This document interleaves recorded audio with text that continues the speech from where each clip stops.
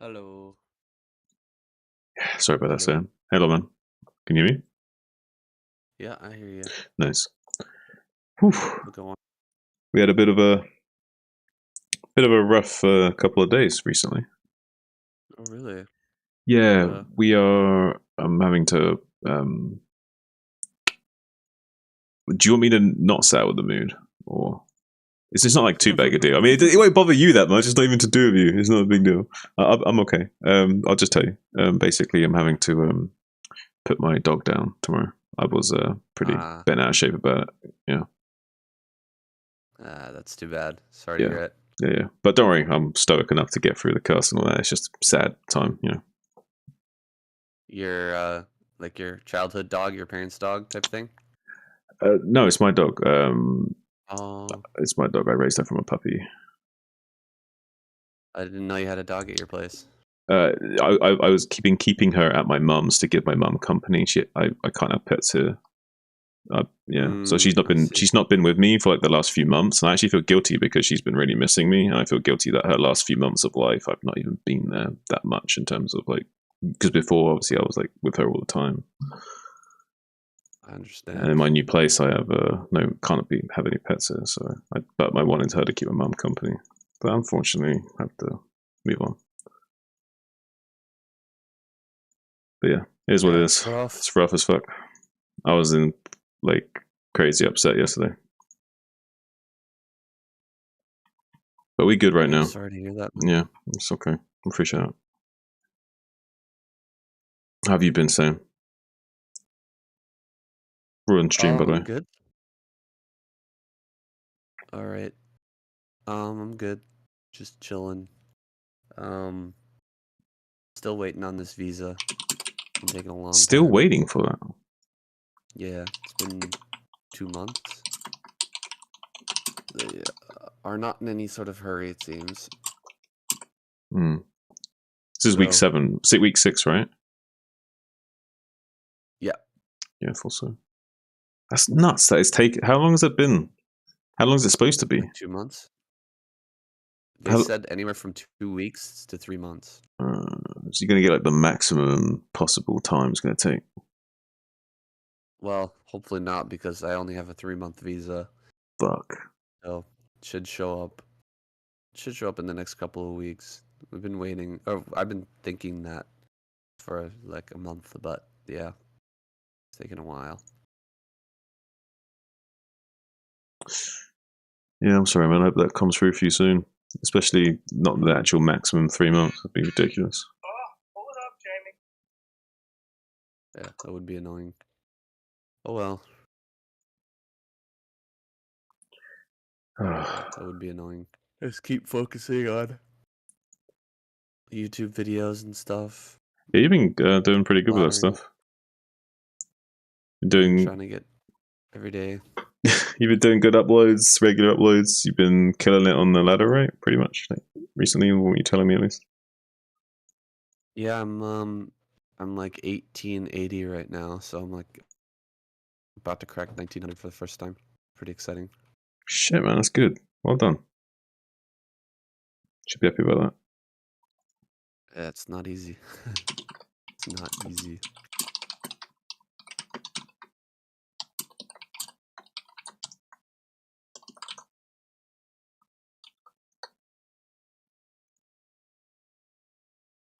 All right, I'm just gonna throw out some stream announcements, then grab a drink, and I'll be ready to go if you are. Okay. You want to set up a pod on shit like that? Yeah, I did a sound test. We're all good. Oh, okay, cool. Appreciate your initiative.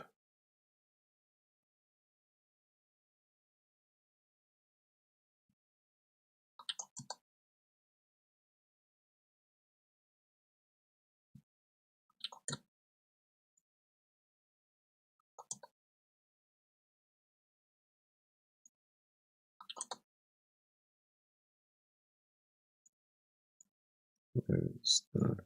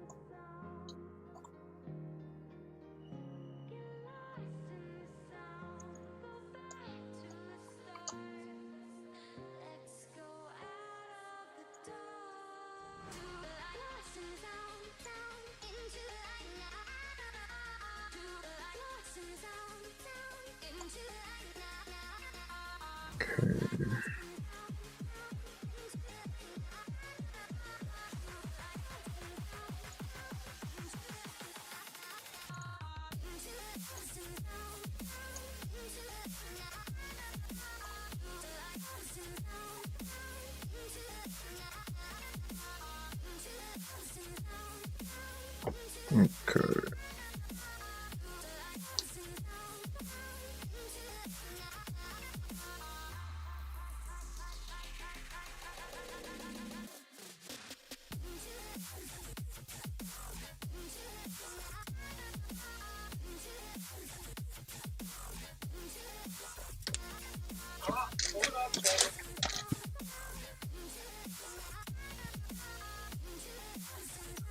I'm just gonna grab a drink. 1 second. Okay.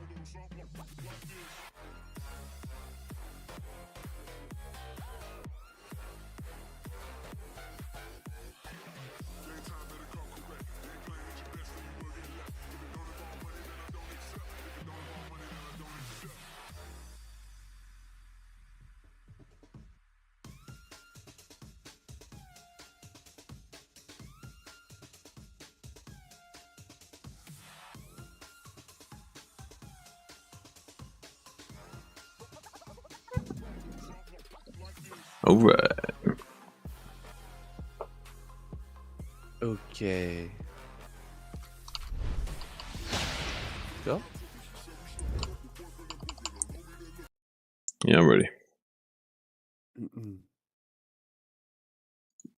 All right, here we go.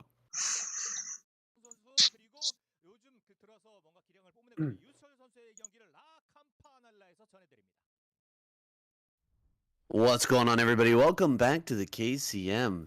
Week number 6. Starting out here with SOC versus YSC on La Compañía. Get it started.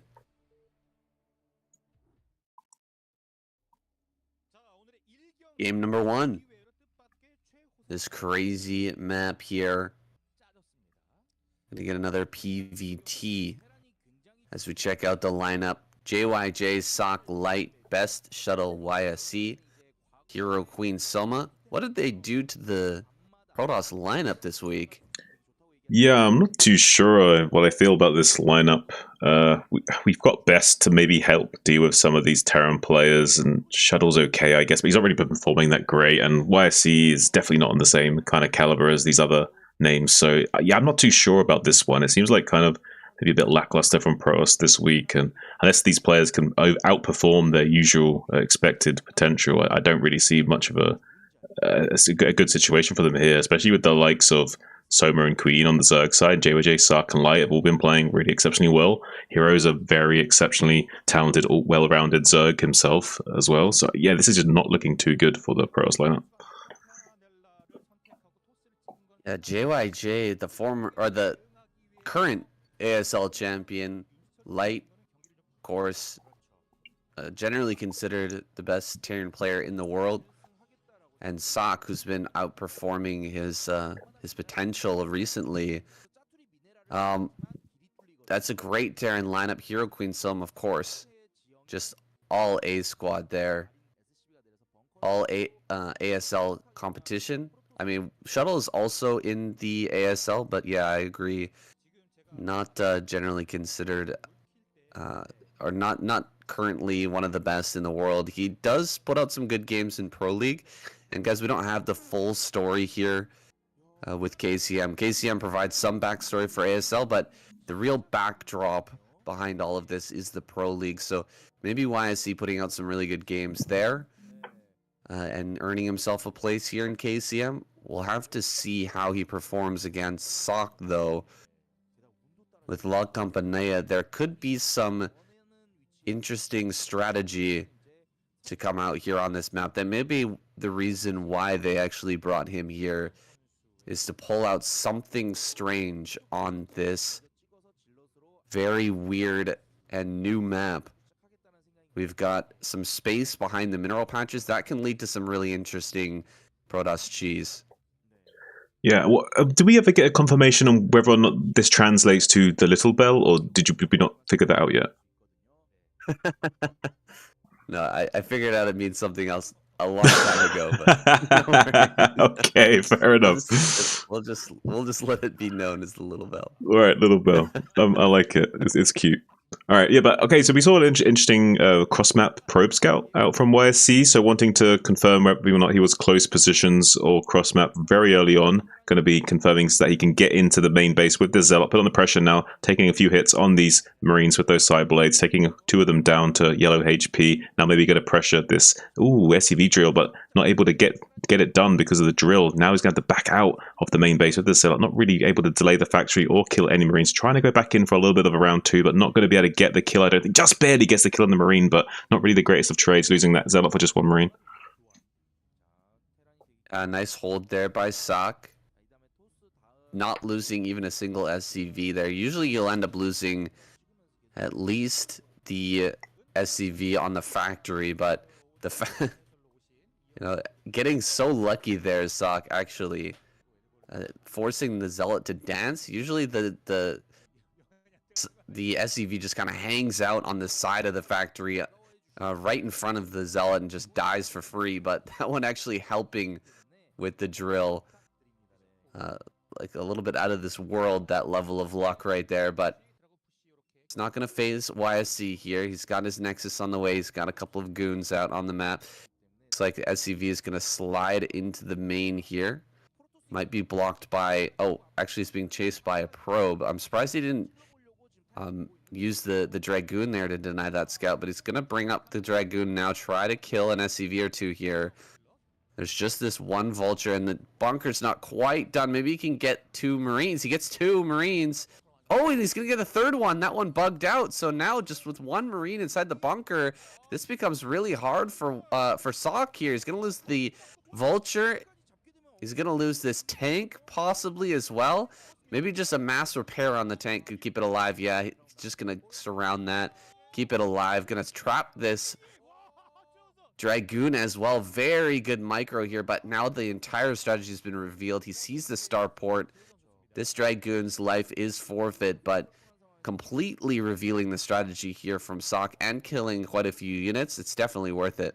Oh, it's absolutely worth it. And yeah, confirming the fact that he was wanting to go for that Vulture drop is a big win for him now. Sock probably not going to be too keen on going for that. And if he does go for it, it's going to be probably sussed out and punished accordingly. So bit of a win there for YSC, I would say so. And that's why he didn't want to chase out that SCV initially with the Dragoon, instead using the probe, because he wanted to make sure that he punished this really greedy timing of the bunker from Sock. Sock being so greedy in taking that bunker at the latest possible moment. And yes, usually the Dragoon would be held back to try and pick off that SCV in that moment to just deny the scouting, but instead wanting to rely on probe micro so that he could then deny the scouting while also being able to use that second Dragoon to punish that SCV trying to throw down and finish up that bunker. It's pretty well played from YSC to try and dismantle the early build order optimization from Sock. But now we see this big timing attack from Sock with these tanks and Vulture and a little SCV support. Going to try and put a little bit of pressure now. Yeah, that the loss of the early 2 Dragoons makes this play a little bit more viable, but it's still going to be hard to pull off. Really nice pullback there with the tank, keeping that alive on just 5 HP. He's going to run forward and take that one shot. Drags the mine as well. Does lose a couple of probes, but so far this has been pretty well held here. The Vulture going down. He's going to have to back away. The mines are kind of keeping this tank safe, but now he's going to fly forward here, just drop on top. Drag 1 mine. Oh, that was not good. Not sure what he's doing with the shuttle now. He's going to back away. Needs to get an observer out here ASAP. More mines are being laid down, and this is getting a little bit scary now for YSC. He's going to start to lose some really serious probes here. Maybe lose this pylon as well. This is not a push that's meant to kill, but he's might end up getting critical damage here. More vultures going down. There's the observer finally popping out, and he will hold this off. Yeah, the observer coming out just the right time to prevent him taking too much damage here. He is going to try and pick off this tank and not let it retreat. It's a big win for him if he can get this tank. Not letting this siege take retreat would be big for him. We see a vulture coming down to lay a spider mine to buy some time. Doesn't get the kill though, but good micro from Sark actually trading with those arc-light cannon, able to take out that Dragoon. But now these other 3 remaining Dragoons are going to be able to catch up to it. Unfortunately, Dragoons to have a much faster movement speed than these tanks, so with a couple of volleys going to be finishing that off as well. Vulture coming into the natural expansion, laying down a mine, not able to kind of sneak in and get any probe damage, but so far I would say this is pretty okay for Sark. The only thing that's really bad for him is that he did kind of reset his tank count a lot here, so he's not really going to have any timing to attack anytime soon, even though he's still in an okay position. So this does kind of put the wheels of the bus onto YC's side of things, and he can kind of just truck along at whatever pace he wants. He could be greedy now, take his 3rd base, and like go wherever he wants to with this. Sark, in the meanwhile, is probably going to want to put on some more pressure, go for another vulture drop or tank vulture hybrid drop to kind of put some punishment onto YC, who's probably going to be a little bit greedy now. Yeah, that's definitely a possibility. We've opened up the back bases here on both sides, and it appears YSC is ready to begin taking advantage of that. But this drop is going to slow things down just a little bit.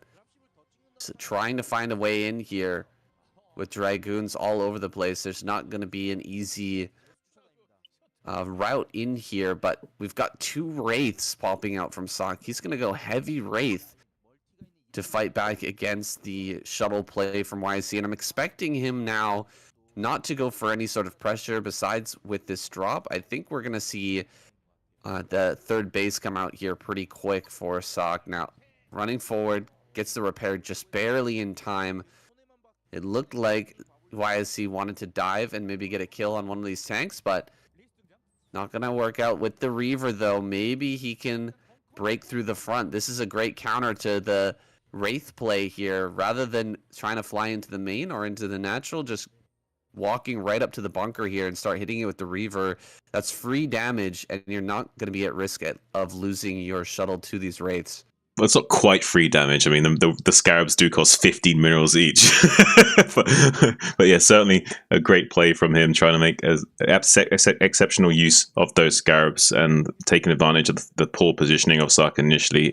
But now I think Sark actually could be looking really handsomely going forward. He's kind of handled this early game weirdness extremely well, and now we see that the 3rd timing of YSC is actually a little bit delayed, and we still have a decent tank count starting to pull, a few extra drop ships to be able to go for some either double pronged aggression while pushing, or even a double drop ship attack with extra tanks to kind of put a lot of pressure on. Maybe take didn't quite get the huge detonation that he wanted to on that Dragoon, taking out that probe transfer. Could have killed at least 7 to 11 probes. That would have been amazing, but unfortunately not going to be able to get that. But we see this like location behind the natural expansion. It could be dropping tanks and vultures back there with these 2 dropships at the same time. Could be doing a lot of damage to this probe line, and it would be difficult to get probes and to get the probes out in time as well. So could be finding a lot of damage there.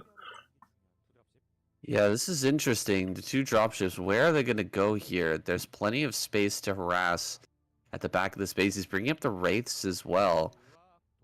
He knows that the shuttle will probably be sent immediately to try and assist this. Tanks dropping down here. We've got a few goons already, though, and the cannon here is going to assist quite a bit as well. Get some mines off, but the tanks get cleaned up, and it looks like one of the shuttles one of the dropships went down as well. There we go. That was the plan right there for Sock. Dragging the shuttles here to defend. He knew that was going to be coming across to assist. Managed to pick off that shuttle and kills 1 Reaver as well. So, you know, the move there towards the back of the natural didn't work out, but the trap card there that was placed with those Wraiths ends up being activated, and he picks off that shuttle. That's a big win. Yeah, you know, losing the dropship is, of course, a bit frustrating there for Sock.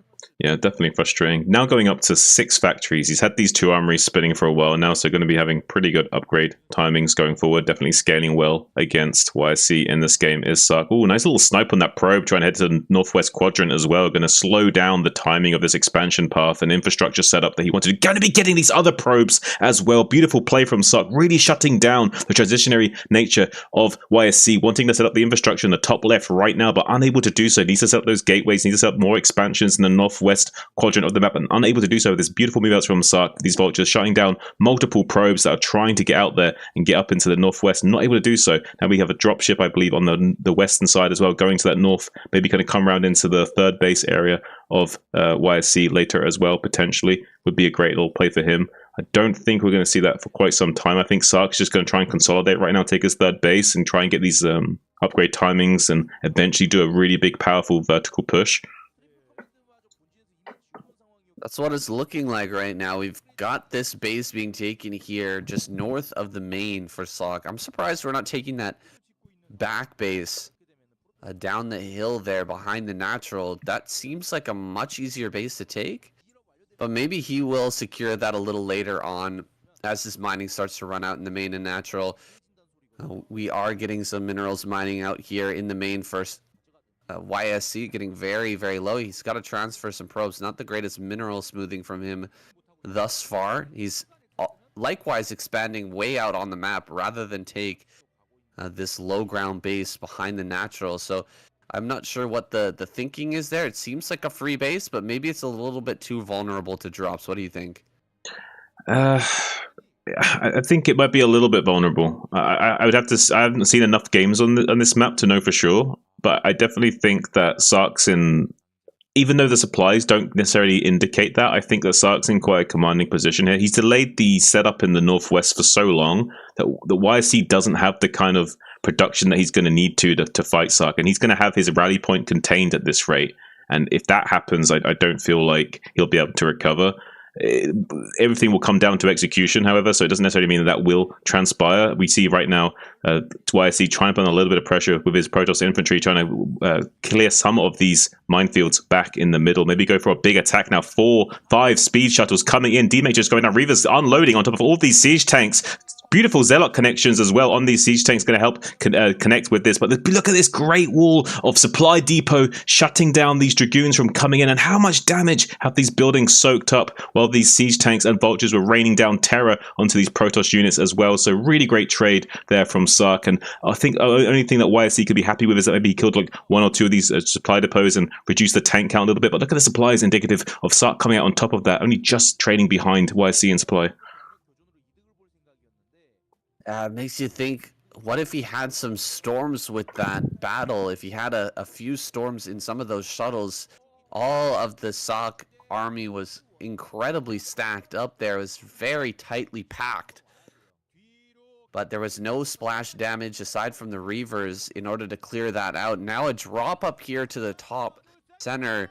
This fresh base that just came up. Oh, he's going to get a big shot here with the tank. I thought he was going to get way more kills with that. There we go. Now targeting down those. A big storm over here. Likewise, trading out some SCVs for those lost probes. A little bit less damage, though, coming through for YSC as compared to what Sox managed to get up here at the top center. Going to draw that mine over. Very nicely done. Another drop back here. Just going to shuttle some more Dragoons over to this position to clear that out. But the damage has been done. Sock is, once again, as you said, in a great position. He's pushing forward here. He's got the supply lead. His upgrades are really going to start to kick in here. We've got tons of mines and defenses on this side. Can YSC do some damage? He needs to do some damage. He's coming in with some speed shuttles at his 3rd base location, doing a bit of a decent mine drag. Beautiful storm on these SCVs. Look at Sark. Great adjustment. Saves those SCVs are pulling them to the further away mineral patch on the southern side. Maybe manages to save like 7 or so SCVs there. Sark's doing an absolutely amazing job, dropping all over the place. Sark is on fire right now, absolutely pulling YSC apart and showing his caliber, showing the difference of skill. It's one thing that's never ceased to amaze me in StarCraft. It's the absolute differentials of skills between pros, even at the highest echelons. They're still just big, massive, like canyon size gaps between their skill levels and abilities. And we see Sark here, like playing like a god, moving north now, pushing into the center of the map. There's this big cross in the center of mineral fields, making it hard for the Protoss army to get a good surface area on this Terran infantry and mech army. Beautiful defense measures on the front. Psionic Storm starting to blanket the Terran forces on the. Why is he could do this with these beautiful storms, but he doesn't quite have the surface area or the zealots to keep the pressure going. And Sark is just going to keep rolling on forward, even though he's being slowed down quite handsomely by these beautiful Psionic Storms. Sark is in a great position right now. If he keeps pushing forward, it's going to be really hard for YSC to stabilize. He doesn't have the gateway infrastructure like we talked about earlier set up in the northwest quadrant on the map. He's only relying on this one rally point pretty much. As soon as Sark gets up here and starts to contain this rally point, there's no way he's going to be able to break out, possibly. I just noticed all these little doodads in the middle of the map. There's plenty of strange little formations here, and I don't know what that is. I guess some sort of carving or something like that, I guess you'd call it, or a statue in the middle. Looks like coming in with the shuttles. He's going to try and break this position. Some zealots are dropped, but easily repelled here by Sark. Those doodads are blocking the Dragoon movement quite heavily and not allowing the zealots to pour forth and jump on top of those tanks kind of efficiently. Kind of a strange map structure to have here in this new map. YSC being forced all the way up here to the north to his base at the 12 o'clock. Sark has completely contained him, and I think there's almost no recourse here for YSC. How can he break through? How can he break out of this right now? I don't know how he breaks out of this, saying this is going to be a really tough situation for him to deal with. We see him using the shuttles to try and transfer some units around and maybe help deal with this, maybe coming out from this third base location to sandwich this army, but there's just no way he's going to do it. He tries to desperately drop some zealot bombs on these tanks, takes out a few tanks for his troll, but there's so many tanks left in this force, laying siege to this natural expansion, denying mining time for the time being as well. And meanwhile, not having many other bases really saturated in this top left to be able to afford many units. And even the units that do come out will be all stuck in this main base in the top right. Only now a gateway's being thrown down this northwest quadrant. So all of the units are going to be stuck in the main base. There's no arbiters to recall either. It's just pure shuttles trying to do like mass evacuations to get units over to this west side of the map. Maybe something can be done, but I don't think so. Sark's already pulling the trigger on that and is starting to lay siege to this natural expansion in the top right, top left already. So I don't know how he's going to do it, saying beautiful storms on those tanks, but there's no way he's going to recover. Yeah, we don't have enough gateways up here in the top left. We're going to lose this base. We've got enough army supply right now for Sark, where he's simultaneously containing the natural and also pushing in here to the top left. Rallies are coming forward. Storms are nice, but they're not going to be enough. Why is he going to have to tap out here? He's being a little bit hard-headed here, just staying in this game for this long with just a couple of storms and a few cannons while all of his base falls down. He's going to try to break out one last time here over at the natural, dropping those Reavers out, trying to get some shots off. Beautiful D-Matrix there, just denying all of those Reaver shots and the Storm as well. Another D-Matrix comes down here, making great use of these science vessels to just hold this place. GG is called. YSC taps out. Sark is victorious. All right. We're getting warmed up. We're getting warmed up. Getting warmed up. Yeah, you had a pipe and a dream, but you came back to reality pretty quick.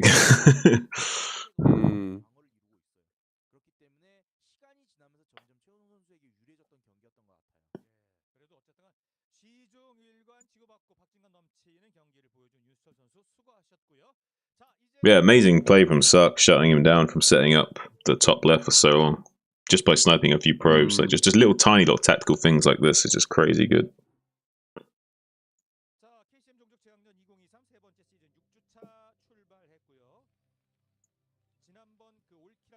Ready? Yep. Okay.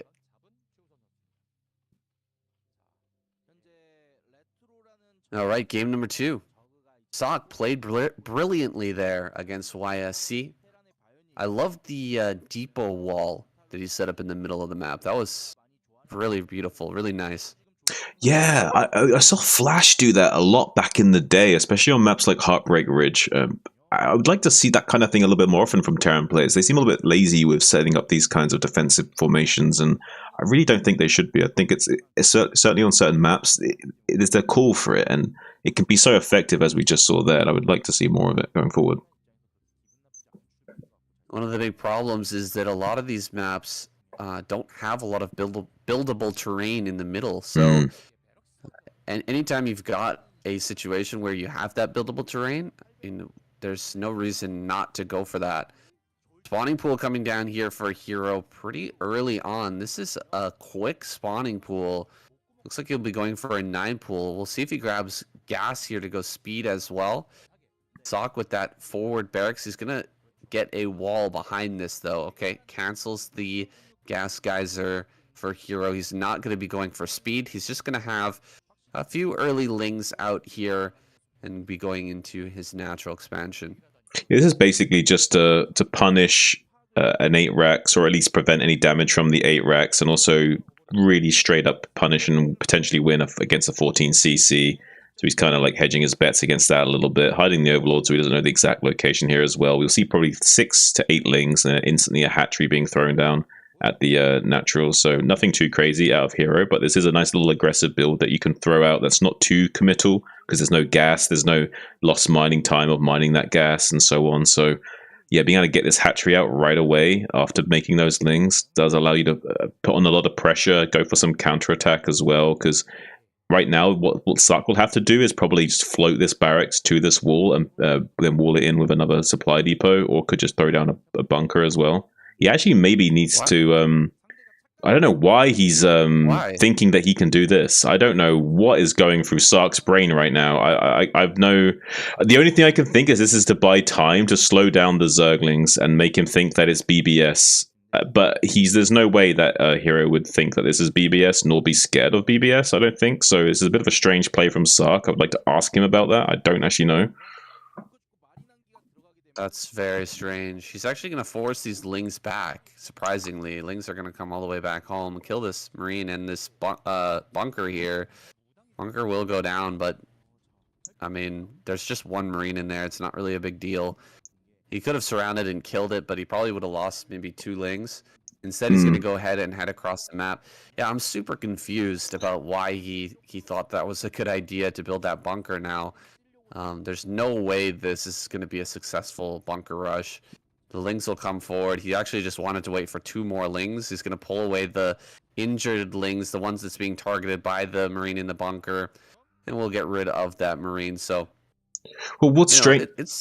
But what's strange about it, saying, is like he basically has 2 options there. He can like float the barracks back right away and build a depot to kind of like wall in, like a Mickey Mouse kind of wall thing, or he can spend that 100 minerals on making a bunker. And he's deciding to make this bunker to try and delay the link. I can see this working against a lesser Zerg, someone that's not quite of the caliber of hero. But I don't quite get it. I don't quite understand the exact reasoning behind that. It's an interesting optimization from Sark to go for a play like that. Maybe it's just to throw the Zerg off and to try and force him to make a blunder, and then to try and squeeze out a small tactical edge that way. It's an interesting way of playing. I don't fully understand it myself. It does seem like some kind of delay tactic and a way of avoiding having to build a supply depot for some reason, but I'm not quite understanding it either. Yeah, that's I guess that's up to the pros to figure out. That was an interesting back and forth, but now we've reached kind of an impasse here. A normal game will follow. Extractor here in the natural. We're just getting our second gas online with the Spire coming up in the main.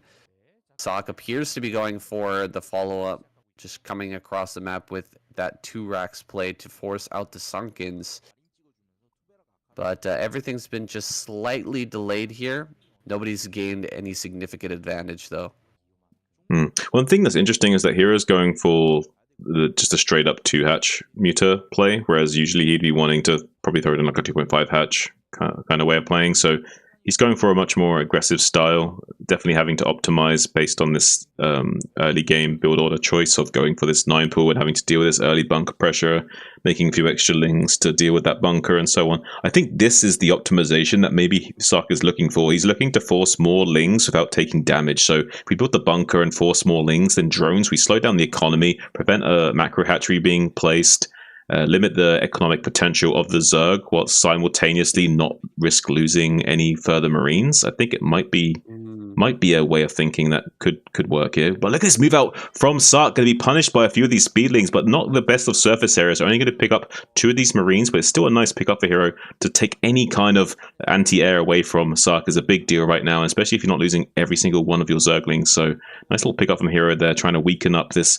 bio ball. But I actually don't think it'll matter too much. I think Sark will stabilize, but I also think Hero's in a pretty good spot. Like right now, I think Hero has done well to navigate this, and I don't think Sark will be able to come out and punish this third base anytime soon. Well, that Marine Medic ball is pretty small. We've got Bring the links. The mutas coming in here. This is their time to shine because we don't have +1 for the Marines yet. We do not have that range either. So you can get in there and deal, get a few kills, then you can surround with these lings and actually take out this bio ball. And that's kind of what Hero looks to be interested in doing here. He's not going for the SCV kills right now. He doesn't have Sunkens back at home, and it looks like he doesn't want to build any. So he's just dogging the Marines, and as soon as the Marines come back, now he can kind of jump in on the economy here. But as soon as the Marines start to move out and go across the map, he's going to be forced to engage with the Marines once again. Nicely done, picking off these missile turrets here in the main. The Marines are going to move across the map. Lings are going to come in and start to kill turrets as well. That's actually a big move, but he's going to go ahead and chase the Marine Medic out into the front. He gets a couple of kills here. He's going to kill a couple of turrets as well, jumping in on top of the barracks. Anything that pops out of here is going to be instantly killed, and Salk kind of has to retreat right now so he can regain control of his barracks area. Otherwise, he's going to just keep losing Marines at this spot. Starting to head across the map now, he will force Hero to respawn, but this is a bit of a dangerous situation here, not having control over your barracks. Yeah, and right now there's no Sunken. So right now Sark is trying to press the issue by saying, if you try and kill me, I'm going to kill you. So right now, offense is our best form of defense for Sark, and he's trying to keep these mutas out of his base. He understands that he's completely exposed right now, so he's going to put on a lot of pressure, come up to the 6 o'clock location, and keep these mutas here, having to fight the Marines before they get to the natural expansion and take out all the drones. Meanwhile, going to be setting up some turrets on these barracks as well to kind of safen up this little production line area. But meanwhile, he has lost pretty much all of these Marines to these mutas. Is terrible news for Sark right now. He's got absolutely no map control whatsoever. Hero's going to go up to 3 gas now as well, so he's going to really start to ramp up his production. +1 attack has finished as well for those mutas. Those muta glaives are going to be now hitting for 10 damage a piece. It's going to be a long time before armor is finished for the Terran as well, so he'll be also be able to start 2-shotting these turrets with a whole stack of 11 as well, so it's going to be really hard for Sark to stabilize. Yeah, we're going to start to pick off some of these turrets here. Good on Sock, though, to add 3 turrets to this location. Really increasing the defense capabilities here, but below these barracks is not defended whatsoever. He's forced to cancel over on this starport. That's going to slow down any splash damage in the form of Valkyrie or Science Vessel by quite a lot. Losing even more Marines here. I think that Hero's just going to be able to overwhelm. Yeah, no, he's lost. Hero's done it. Like this is critical damage. Hero, if he wants to, can come back into the main base. There's this spot in the natural expansion that cannot be defended. There's no zoning turrets at the bottom of the ramp. There's no way that Sark can keep mining in his expansion. So now he's going to come in, take out these bio balls and his turrets that are trying to be set up right now, and then he's going to get on top of the production if he wants to. He can also swing in to the natural expansion and take out economy. So he's got a choice right now of trying to finish the game by taking out the economy and get on top of the production, or if that didn't work out, he could also swing down into the natural expansion and kill economy there. This is GG situation either way for Hero, and it is called. GG. Sock taps out, and Hero moves on to game number 3.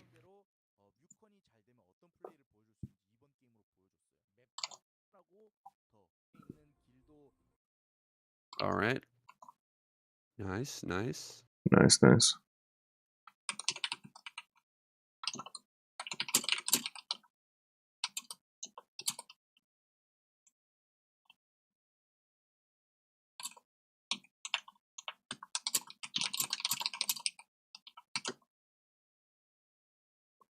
Let's get another drink. 1 second. All right.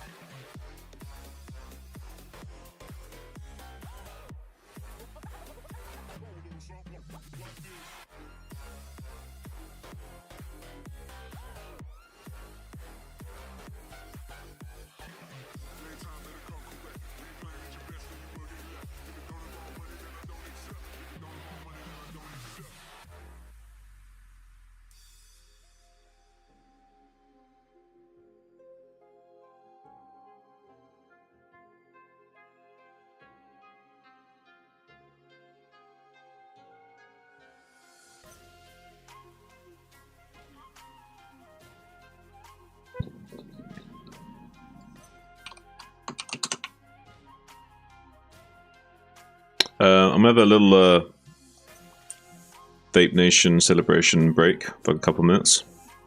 Okay.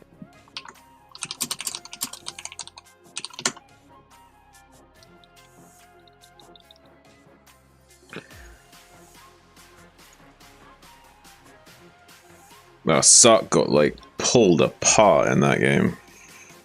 Hmm.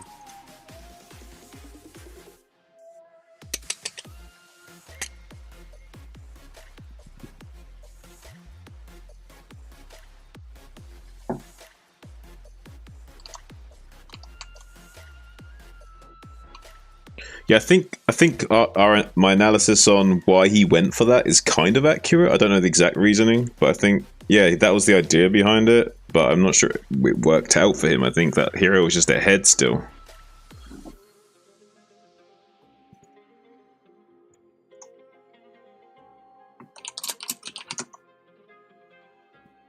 What do you think?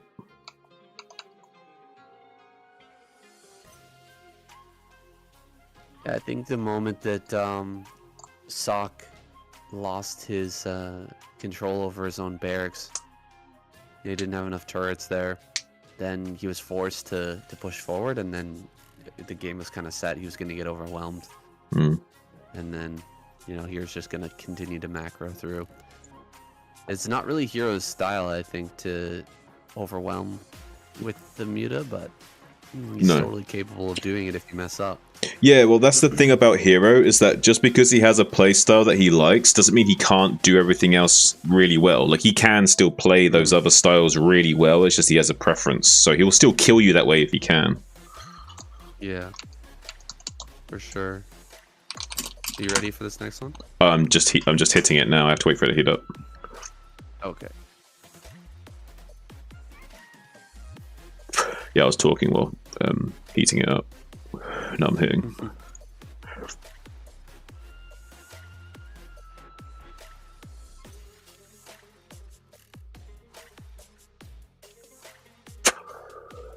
What do you think about this map, by the way? Of what? This map. The one that's coming up. The Space Invader one. Invaders one? I don't know. This map. This is a weird map. It's got so many bases. They're so spread out. It's kind of weird, right? It is a strange one. I think tank drops are really good on this map. When you get into late game, there's a lot of places you can drop, like behind mineral patches. For example, in the bottom left corner there, those two bases that are kind of exposed. You can drop tanks on the low ground and just shell the minerals, and there's not a whole lot Protoss can do about it. Yeah, it feels like if you can't build cannons down there. It feels like if you get map control, you can like easily secure those bases, but if you don't have map control, they're really risky to hold. Yeah, but at the same token, like if you build Protoss builds a base down the bottom left, and the Terran has to like push down there to try and beat that base, like how can they ever push up to the top right? You know what I mean? If you're taking bases on opposite sides of the map, it's so hard to shut them all down. There's nowhere to build gateways, really, so the natural is really important to keep the Terran away from, but I don't know. It seems like all the Terrans want to push through the top side of the map and get that like high ground in the middle, and push down towards the natural, but we'll see what Sock wants. Or no, we're actually not playing. We're not. It's not Protoss versus Terran. What am I thinking? What am I saying? We're talking about Zerg. This is a Zerg matchup. Okay, good thing that we weren't recording there. Yeah, that's good. Zerg versus Protoss on this map. I don't know, man. The only thing that matters to me is like the high ground bases, you know? How many high ground bases do we have around here?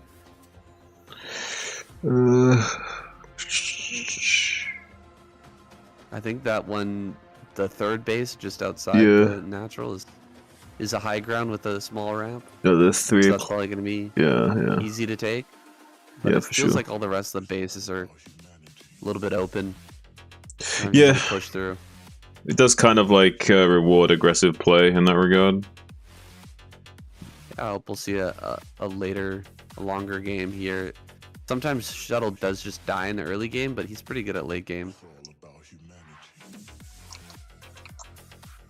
I don't think we'll see Shuttle take out Hero really early here, but maybe Hero will like outdo him with Ling Micro.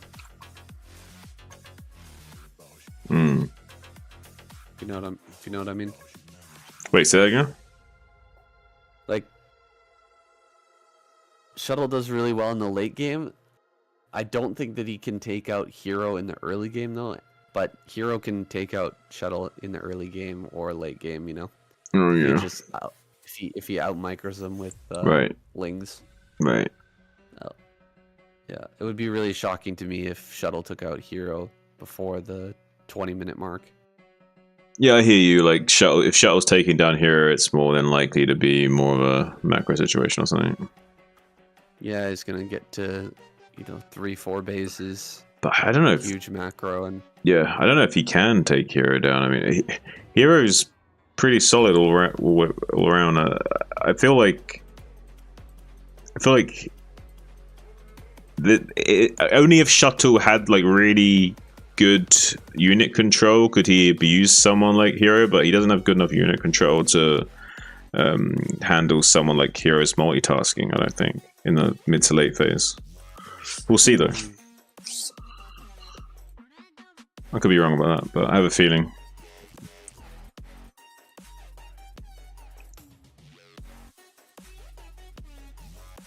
Alright, you ready to get it on? Alright, let's go.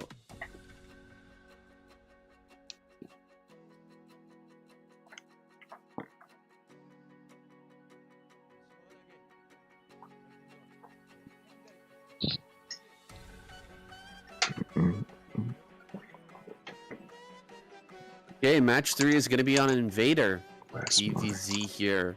How do you feel about this map?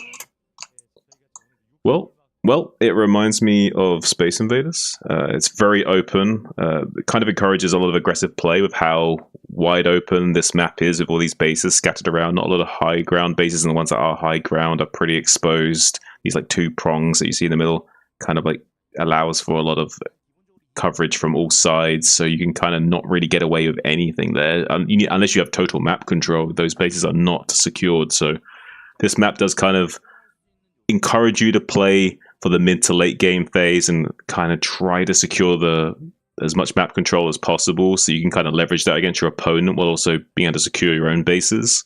So I think that this kind of map kind of warrants a macro aggressive style, like someone like Action would have.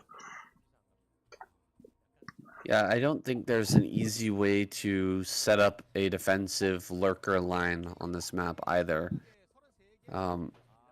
There's so many different attack paths here. The bases are really spread out and not easily defendable, as you said. Not a lot of high ground bases around the map, so definitely going to be favoring the player who's able to move their army around effectively We may not even see lurkers in the early game. More just a big Hydra swell from Hero to try and take map control, maybe push back.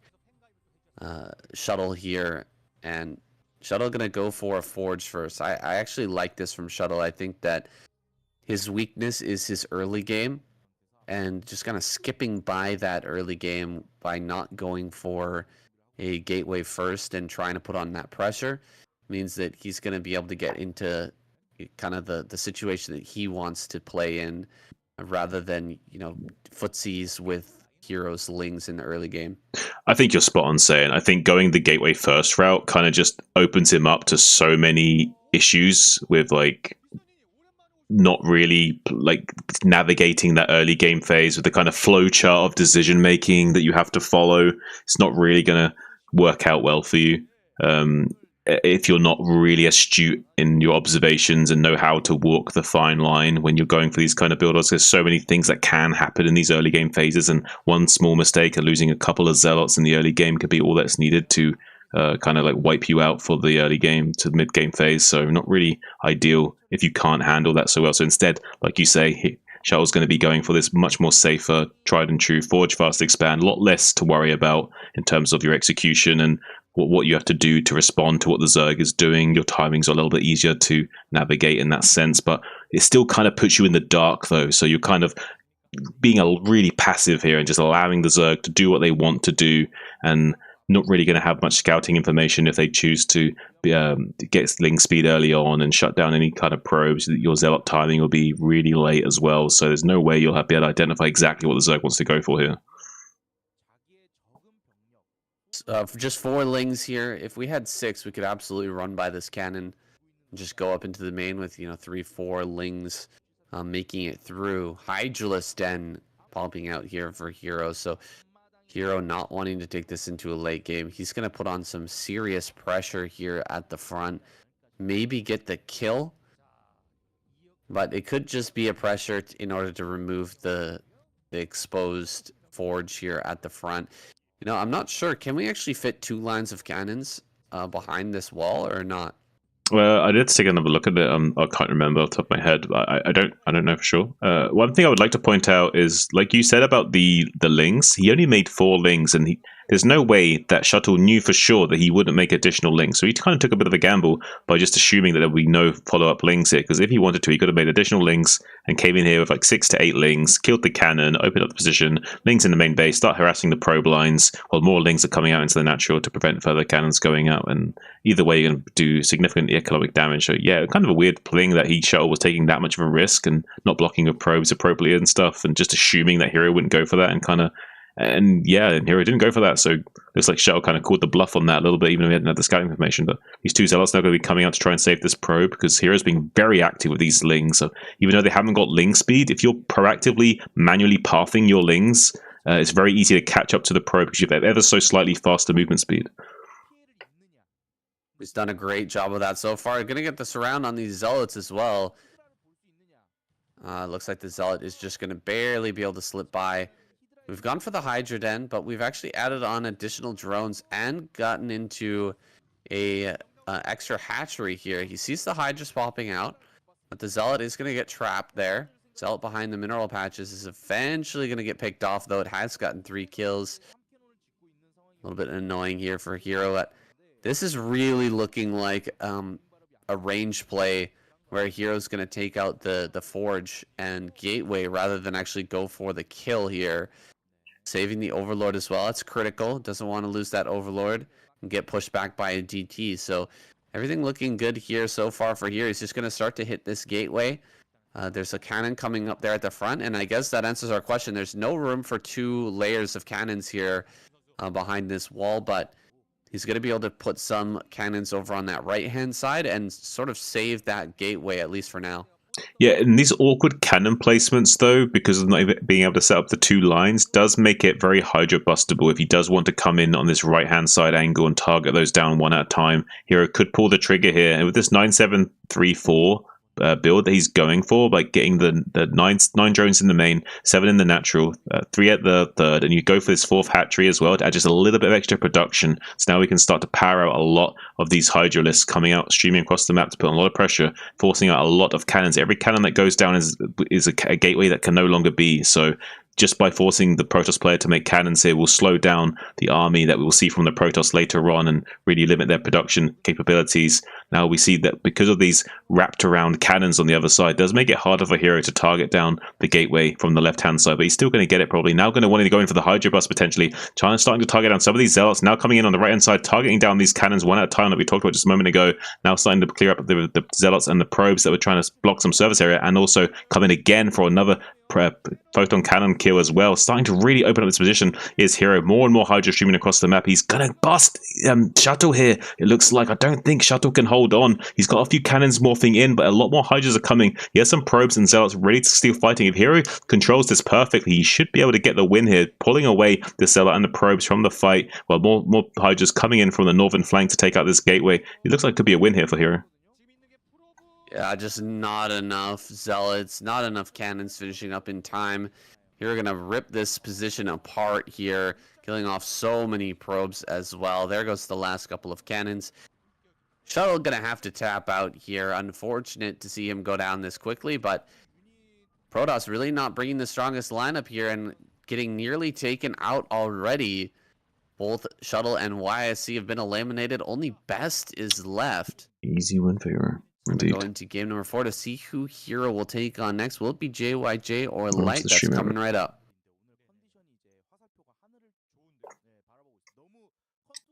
Ouch. Don't worry, I'm gonna push the talk. He can't hear me talking while he's talking. Ouch indeed, Sam.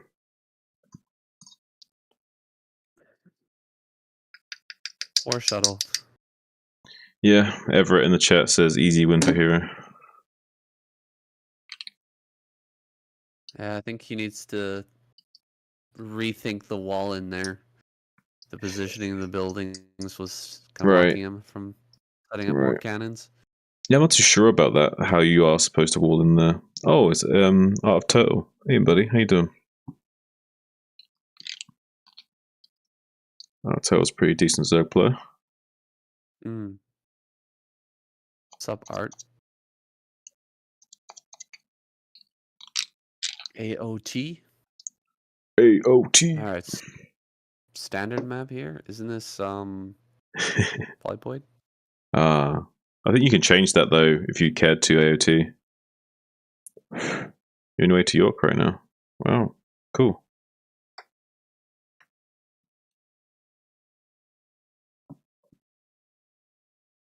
Nice, nice, nice. You going to the LAN? It's gonna be cool, man. Hope you enjoy it.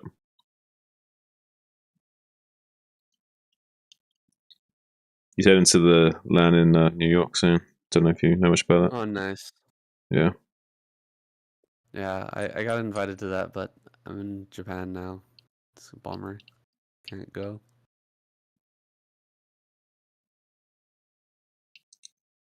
Yeah, it's a little bit out of the way.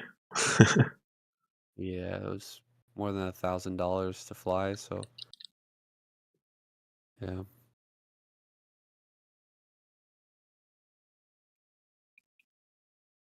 But I'll be going to Canada instead.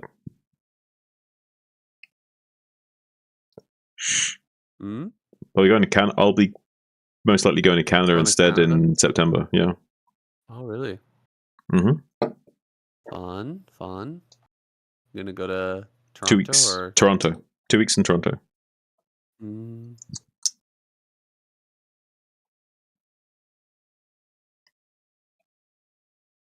What do you make of Toronto, Sam? I've never been there. You never been? Never been.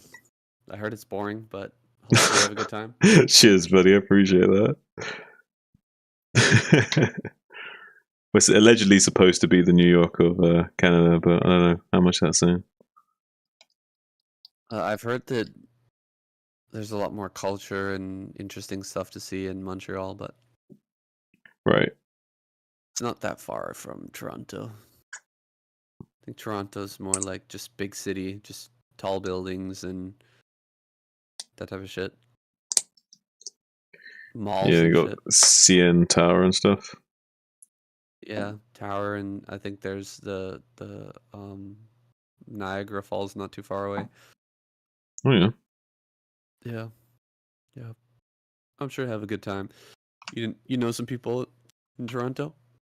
I know people in the sense of I know a girl who knows people in Toronto, so I'll be meeting people in Toronto who know the girl that I'm meeting up with, kind of thing.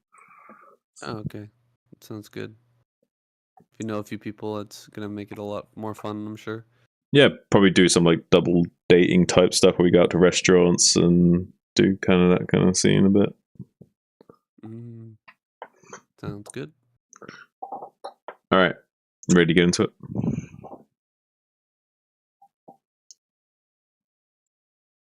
All right, let's go.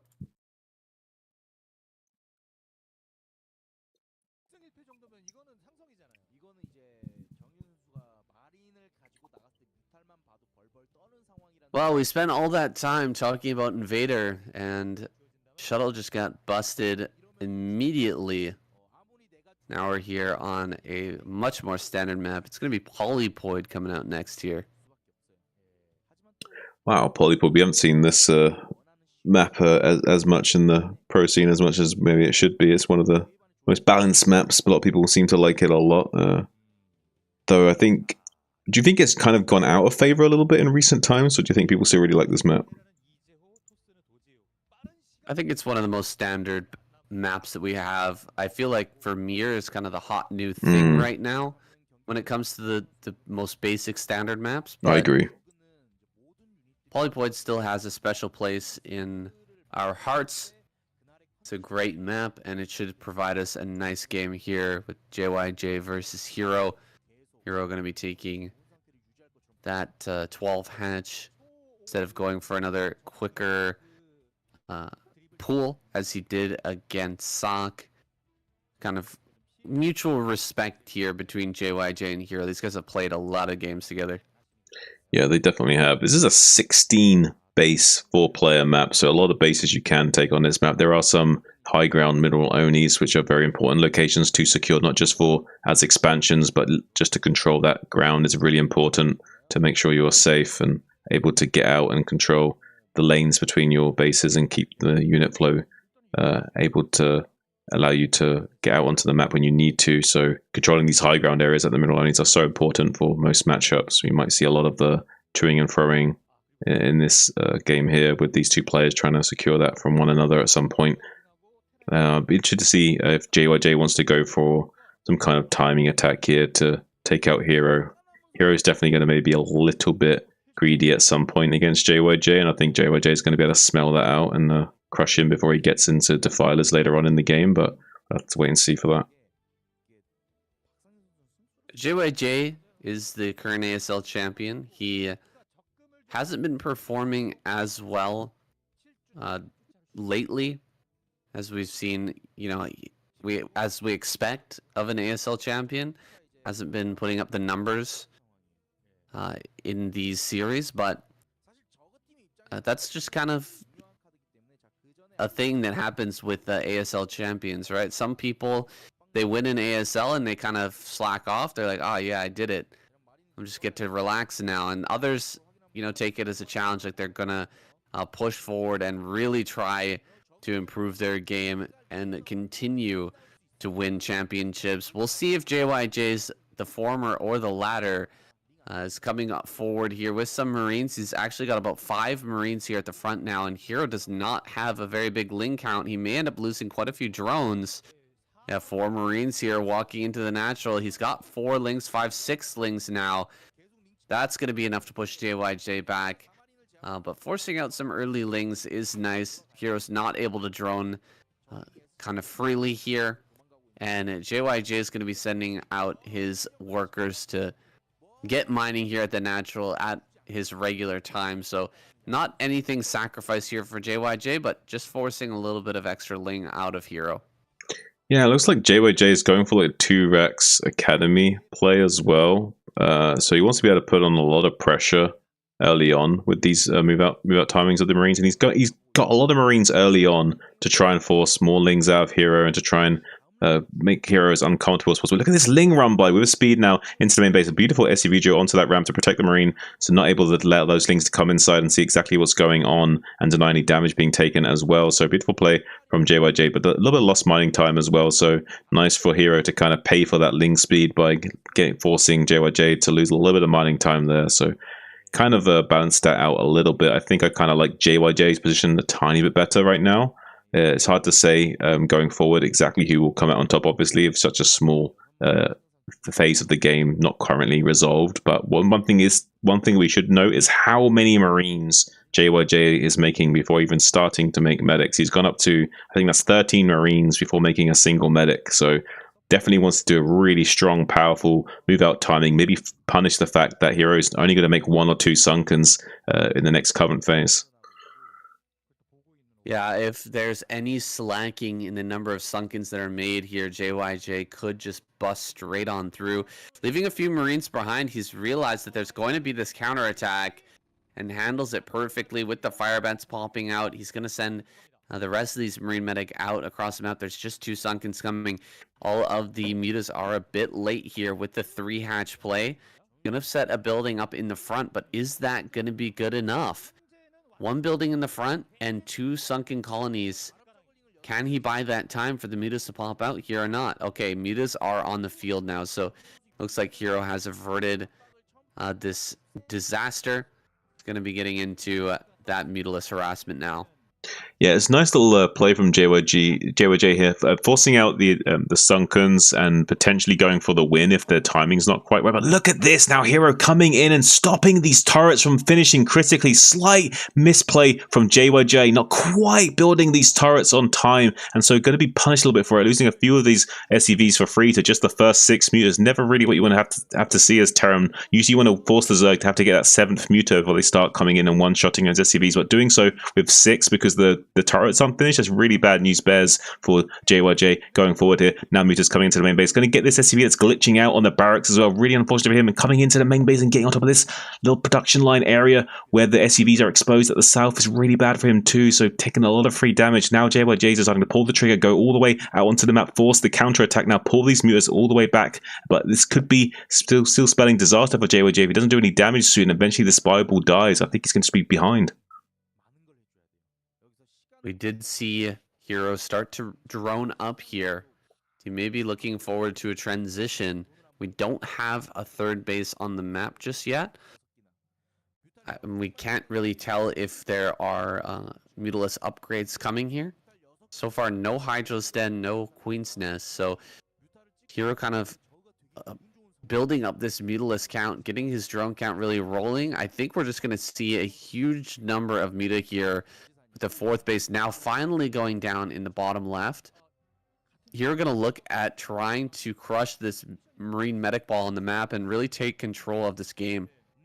See how JYJ is doing a really good job of keeping these Marines in a square formation. Keeping the Marines in a square formation against the mutas is absolute key. You don't want them being exposed in a line where straggler Marines can be picked off and worked on. So keeping the Marines in a very tight square here is the best way to optimize their damage output against these mutas as they swoop in. Usually you'll see the Zerg just waiting for the Terran player to start moving and then starting to dog the Bible from behind because they do not want to engage while they're squared up. But hold the phone because the Mutaling coming in now has a big stab into natural expansion of JYJ, starting to open up this position as well. Lings can now go to work on those turrets that are on the production line as well while the mutas zone out. They're reinforcing. Oh, he's just flying over the Marines. So many mutas just went down and took so much damage there. A little bit of misplay from Hero, taking unnecessary damage. He still opened up his position, did a lot of damage in the main base, but he kind of threw away a bigger lead here. He could have been really in a great position, but instead he threw away a little bit of life on these mutas, giving some hope for JYJ to stabilize here. There is a lot more mutas that have been built though. There's still a big crushing force of mutas that could swoop in and spell disaster for JYJ, but taking that much damage from those Gauss rifles off those Marines might make it harder for him to come in. And now he's got 2 control groups of mutas, about 18 or so mutas now starting to harass away at this natural expansion, picking off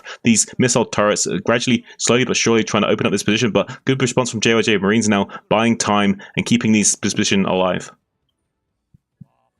That was a serious blunder from Hero coming in to the main base, dealing all that damage, but then just flying straight out over the Marines. That hurts my Zerg soul. watching that happen. That can easily lose you the game. I don't think that Hero's going to necessarily lose off of that move here, but I've lost games for sure from mistakes like that. A lot of drones being transferred down here to the bottom left. A lot of overlords being transferred to the bottom left as well. I think these are just for adding into the group of Mutalisks here. Making sure that he's always got an overlord way across the map. It's a migration. Used to migration of overlords. They're heading for greener pastures down there in the bottom left-hand corner. The third gas is coming up here. Do we have that transition coming from Hero? I believe so, yes. But Hive is about to finish up shortly. We'll probably have the sort of standard 11-ish minute Defiler timing from him. Sometime between 11:45, I imagine we'll start to see the Defilers and Consume come out. But yeah, JYJ's been kind of stopped in his tracks, though. Unable to come out into the map now, being reduced to only 3 barracks as well. Doesn't afford him the kind of Bioball that he needs to have map control right now. Just these 3 barracks have been producing the forces that he has available to him, and it's not quite enough. He needs a little bit extra juice. He's still going to try and make it work. We have this little Muta-Ling force swooping around to the mineral-only area, seeing if he can maybe go for a little punish backstab or something, or at least come in and dog the Bible from behind, maybe force out a few irradiates. But there's only 2 Sunkens finished up and no lurkers yet. So if JYJ pulls the trigger quick enough, maybe he can get in here and do some damage. He does have some irradiates available to him, and these lurkers have not yet finished. Taking out an overlord here at this mineral expansion. Looks like a Hero going to try and cycle over some lurkers from the western flank as well. Maybe come in and box in these Marines as they go for the bust as well. Maybe trying to have their cake and eat it too. Stop the bust from occurring and also clean up all the bio for their efforts as well. So it could be a nice little stab attack here from Hero. But right now, getting on top of these science vessels with these mutas takes out one of the vessels, but the radiates go down onto the mutafuck, and there's no split from Hero. All of these mutas are going to go down, Saiyan. Oh my god.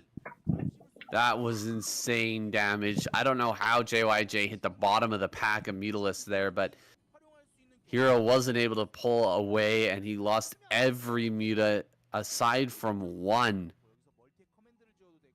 We've suddenly hopped from, you know, this Mutalisk army here on the map kind of dominating everything into the next phase of the game where, which is, you know, lurkers on high ground just sort of holding back this Marine medic force, and JYJ with near complete map control. He did lose a little bio ball here to some reinforcing mutas and these links that have popped out, but he's kind of taken over this game now with the map control. He's going to take a third base at 12 o'clock, and it's up to him to figure out where he wants to go from here. Does he want to go for drops?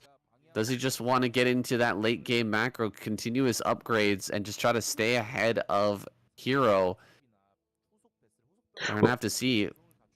Well, he's certainly thinking late game right now. He's killing his own turrets, his natural expansion, making sure he can optimize his mineral landings. But hang on a second, he's losing some of these science vessels. Crucially, does not want to be losing any of these science vessels right now to Hero. Every science vessel's life is absolutely precious right now, like gold dust. He's only producing 2 at a time, so anytime he loses one of those vessels, it's going to hurt him a lot. And they're very expensive gas units too. Look at this. Hero just not quite with enough forces to come up here and get some damage working on this 12 o'clock position. So that's going to be able to go up uncontested, it seems. There's a big SCV transfer going to that base as well to start getting that economic boom that he needs to start ramping up his production levels against Hero and kind of try and fight him 3 base on 3 base, 3 gas against 3 gas, and kind of take away any advantage that Hero maybe could have established for himself. And he has kind of blundered a little bit, has Hero, in the recent times as well. So he's opened up this game to JYJ again, and JYJ is the kind of champion that can come in here and just seize the day. Yeah, it's not a player you want to give an advantage to. JYJ can make things really, really crazy in these mid-game situations. He's got triple starport here, going for an armory as well. We may see a mech transition a little later on, or perhaps he's just getting this for the attack upgrade on his battle cruisers. That's probably the most likely play at this time. Trying to take the 4th base here. Hero gonna lose that hatchery. We don't have enough units out here to stop this, and we may end up actually being broken on this ramp now. The lurker's gonna have to back away, and a whole bunch of units popping through the Nidus, but now we're up on the high ground here. JYJ may be able to actually bust through this position. Radiates go down. He targets down one of these lurkers. Here comes the Dark Swarm finally to push everything back, but I mean, this is getting to be a little bit crazy here. Hero's got a lot of money, but he just doesn't have the unit composition right. He doesn't have the units out just yet to actually deal with this. Here comes another wave of Lings. He may be able to push this back now, but no Dark Swarm here to assist. Yeah, this is JYJ looks like he's going to be just barely not going to break through. Yeah, this is looking really dire for both players right now, because on one hand, like JYJ is just barely starting to break through, but he's not quite getting the damage that he wanted. He looked really strong there for a second, like he completely outplayed Hero, but Hero just barely scrambling and able to weather the storm, so to speak. JYJ did the thing you need to do as Terran and just keep the pressure on until you break these ramp locations, no matter what. And it doesn't matter if you have to sit there radiating defilers and lurkers all day long. Eventually you break through. If you can just keep the pressure on for a few minutes at a time, no Zerg's good enough to maintain that standard position. But look at this big flood of Lings in the main base. These naked Marines getting a little bit punished here and cleaning up maybe more Marines than they should be. Meanwhile, a few Lings going to be trying to go to this 12th position, but Bunker and Marines, they're going to be holding on just fine. So no damage will be done there, but delaying this mineral only will be really annoying. He might not even get the cancel. Oh, look, unfortunately did not finish off that CC at 40 HP. They were not right-clicked onto that CC at all. Unfortunately, not going to get the cancel on that. So JYJ looking pretty good. These battle cruisers coming up as well. They can start putting a lot of pressure on the Zerg, forcing them to make at least 6 Scourge per battle cruiser to take those out. And if they do have the Carapace upgrade, you can negate that by getting the weapons upgrade on the air as well. So everything could be going in JYJ's favor in the upcoming phases of the game. Yeah, I'm certain he's going to be getting that weapons upgrade for the battlecruiser. We had that earlier. Armory come up. No real reason to get that armory unless you're going to be getting battlecruiser attack. Flying into the main now. Going to start to harass some of these overlords. Push everything away. Just create a bit of a distraction here to Hero, who's just now managed to get his fourth gas online, so he's starting to get into the position that he wants to be at, but he's still a long way from where he wants to be. A couple of dropships coming into the main as well right after these battlecruisers get dealt with, but oh man, the Scourge right in the perfect position to shut this down. Only one firebat going to get out here. Most of the Marines get cleaned up immediately. I'd push down here into the bottom left, though. Maybe he can break through in this position, creating that distraction there in the main, and then going for this fourth base. If he can shut this down again, that will really be worth it here for JYJ. He's coming forward, trying to get on top here. A lot of Lings coming out, a lot of lurkers as well. He's going to go for drones right now, but he may end up losing all of his science vessels. Yeah, the science vessels are going to go down. The positioning of these Marines is very, very good. A nice targeting on the Scourge as well, but they will all fall, and Hero holds on once again. All of these plays from JYJ are creating mass chaos for Hero, but he's somehow managing to hang on time and time again. Yeah, the champion JYJ's in a little bit of desperation right now. He needs to stop this fourth gas from staying online.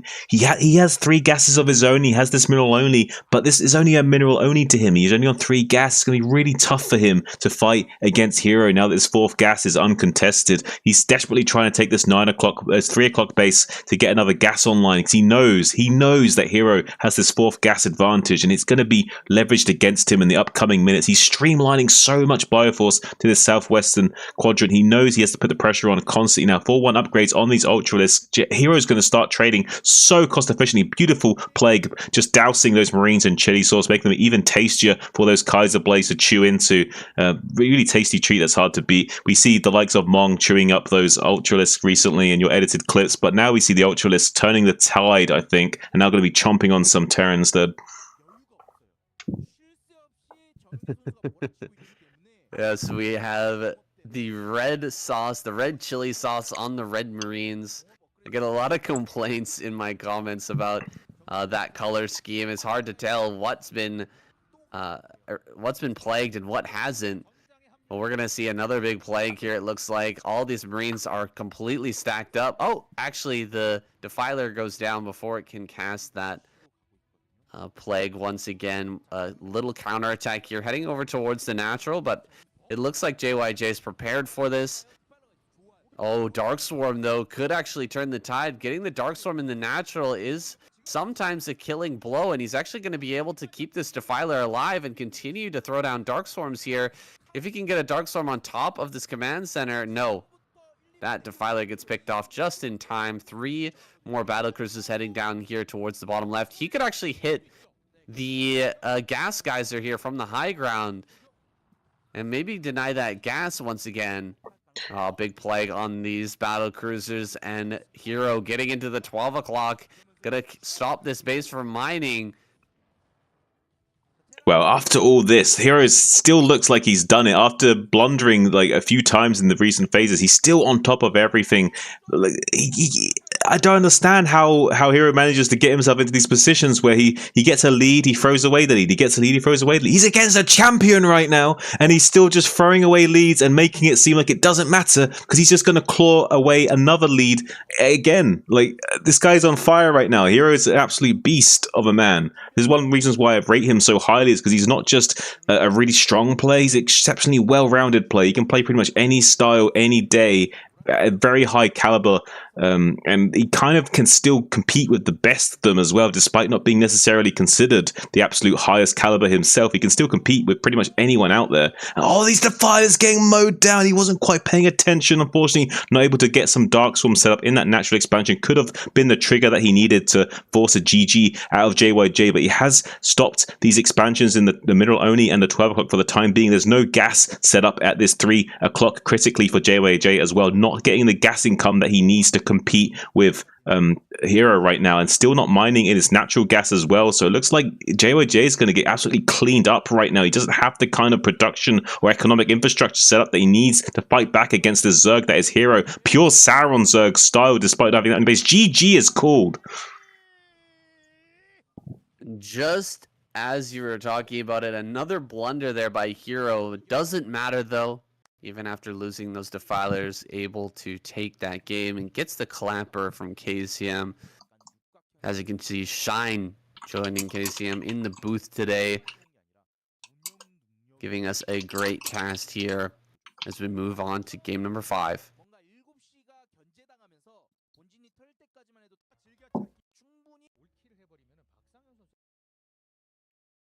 I'm going to take a quick break. I need to take a leak and take another vape. Alrighty. Pretty good game that was, man. Damn. Yeah. That was interesting. Oh, did you like me tying in your Mong editing? Him eating the... I found an opportunity. Nice. All right, I'll be right back.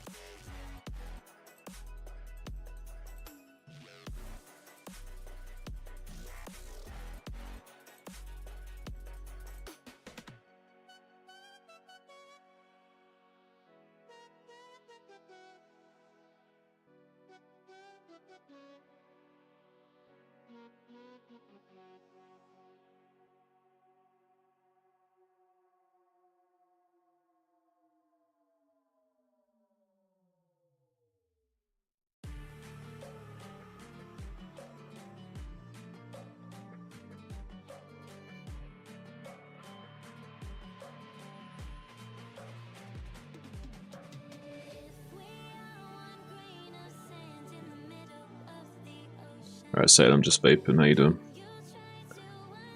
All right.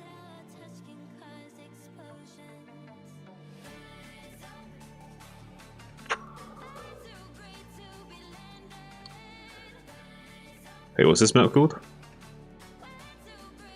I keep forgetting this map name.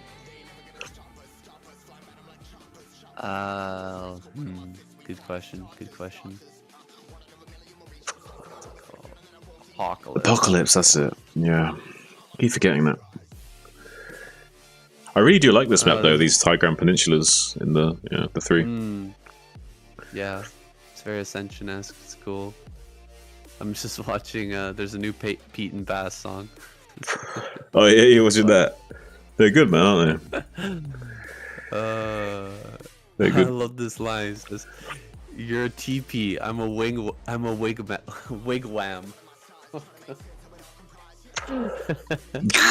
Holy shit! He says, "See me? I'm a big man. You're a TP. I'm a wigwam." Yeah, it's crazy buzz, man. Crazy buzz. Holy shit! That's so funny. Oh man.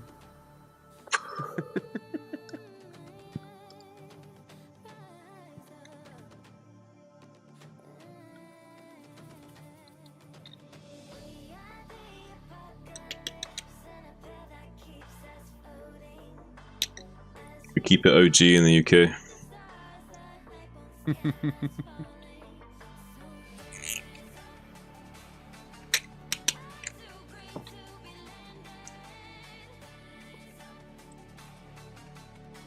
Alright, you ready to go? Alright.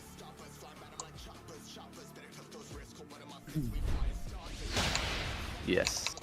Alright, let's get into it.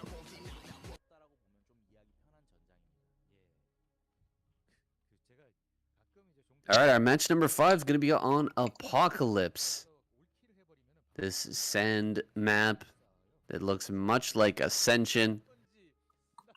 We've got Hero down here in the bottom right, absolutely on fire, but it's time to take down Best here. Can he take him on?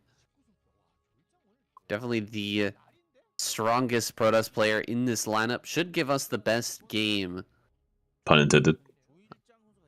That we've had for ZVP tonight. Let's see what he can do. Best here in the bottom left. I imagine it's going to be the Forge Fast expansion, but it's a 3-player map, so I wouldn't necessarily be too surprised to see the gateway here from Best. I actually probably think it is going to be the gateway. Yeah, okay, so it's going to be the gateway.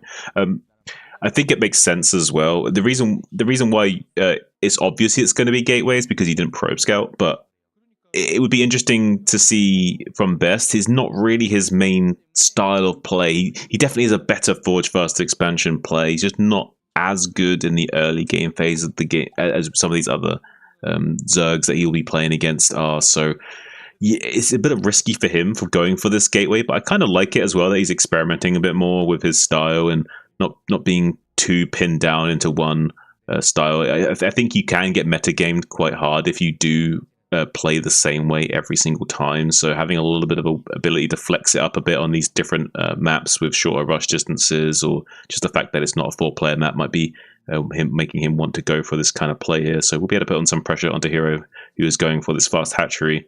We'll be able to maybe potentially punish him with this early Zealot pressure. Just getting a single drone kill with a spell, a little bit of a disaster for Hero, and negate the fact that he had any value in getting this early hatchery to begin with. I like Best mixing it up, but you got to consider the map here. I don't think that there's any really decent location to hide a Zealot on this map. I mean, maybe here at the third base, but the natural is really wide open with the mineral patches having plenty of space behind them. I don't know if there's any really secret location here you can hide your Zealot in the middle of the map, but it doesn't look like it to me.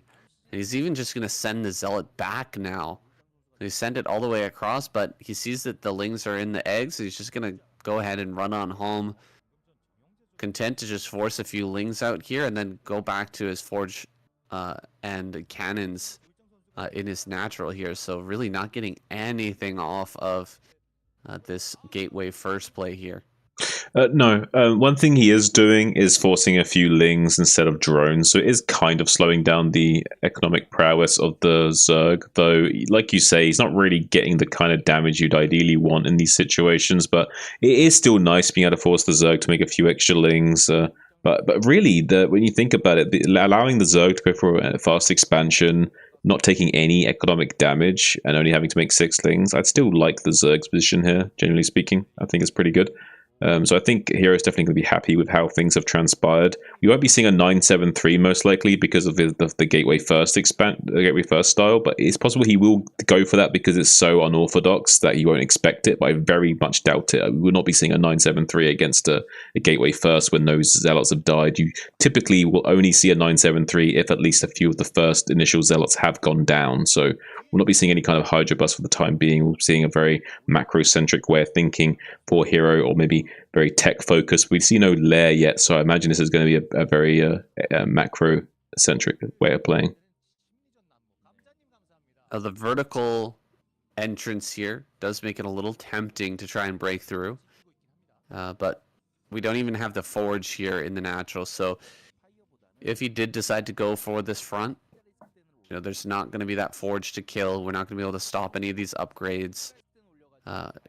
There's going to be continuous cannons being built as well. Let's go, cool man. So, yeah, it's not looking like a bust is going to be favorable here. He's gone for another hatchery. That doesn't necessarily mean he's not going to bust, as we saw against what was that, YSC or Shuttle? I can't remember which one, but he still decided to bust, even though he went, against Shuttle, he still went for an extra hatchery and then went for that bust regardless. But here he's got the evolution chamber going. He's got a Hydralisk Den popping here soon. He's just skipping over the layer tech, going into much, much heavier macro and a quicker Hydralisk explosion here. Yeah, basically just going straight into pure 5-hatch Hydra. Just the way you got there was a bit unorthodox. We had the more or less the same things you would see in just about any other game. It's just the order in which things were built was maybe a little bit different, and the order of which things happened were a little bit different. But you're still, the end goal is still the same. We're going to be having 5 hatcheries worth of Hydra production. Then we'll either go into 6 hatchery Hydra production, or we'll switch in, or we'll stay on 5 hatcheries and go into fast lurkers. We see a fairly fast second gas from Hero, so we might be seeing a more lurker-centric way of okay, no, we do see the 6th hatchery actually being placed down at this moment, so we will be seeing just a pure mass Hydra build from him for the time being, at least until he does eventually get that lurker tech. But you'll be seeing a slightly delayed lair and overlord speed as he gets that tech online with the weapons upgrade coming out from him as well. But losing these amount of overlords early game is actually really terrible. Like, Bess has gone around with these Corsairs just gunning down these overlords with the neutron flares. And unfortunately for Hero, he's not able to produce anything right now. So there's no drones, no Hydras, no nothing right now. This is actually a really terrible spot for Hero to be in, because he's lost a lot of the macro potential that he had. A lot of drones could have been made during this phase of the game and really be a boon to his economy, or at the very least could be making a few extra Hydras to bolster his army, to maybe put on a bit of pressure and contain, and start to set up a strong contain against Bess. But either way, it's going to be a little bit of a nuisance for him to have to replace those overlords. They each cost 100 minerals, and it's a whole lava, and lava itself is a resource that you do not want to be too frugal with. 6th hatch is about to finish up here. Our first upgrade should be on the way. So Hero more interested in getting upgrades going this game rather than that earlier attack. He's not going to have any sort of Mutalisk threat for Bess to worry about. So Bess can actually just completely focus on hitting his macro here, getting his Templar out as soon as possible, and taking fights with these Hydras. How's the defensive position for Hero? It's looking pretty good. The 3rd base, probably the most easily breakable here. He's going to go ahead and give it a try. Few Hydras in the mineral line. Lings being pulled out here as well. The Hydras coming from the natural are going to try and assist. Trying to pick off as many overlords as he can during this fight as well. And he gets all the overlords here in the natural. We've got a GT on the way. This could be really, really painful for Hero if he didn't start an overlord at his 3rd base. We've got 2 more eggs here. Does he have an Overlord in one of these eggs? That is the key question. Going to be picking off a Hydra. Hero notices this immediately and pulls his drones away. So good defense here. And there are the 2 Overlords popping out at that 3rd base. So he will be able to defend that location. But Best has a bit of momentum on his side now. Getting in there with those Zealots. He's going to continue to pump up his gateway count as well. Now we do have the Lair and Overlord speed finish. So sending out the Overlords on the map to get that vision is great. But you can't really do so when you've got these Corsairs chasing around. Spire is done. Scourge are going to push this back. And now Mutas are once again a threat here for Hero.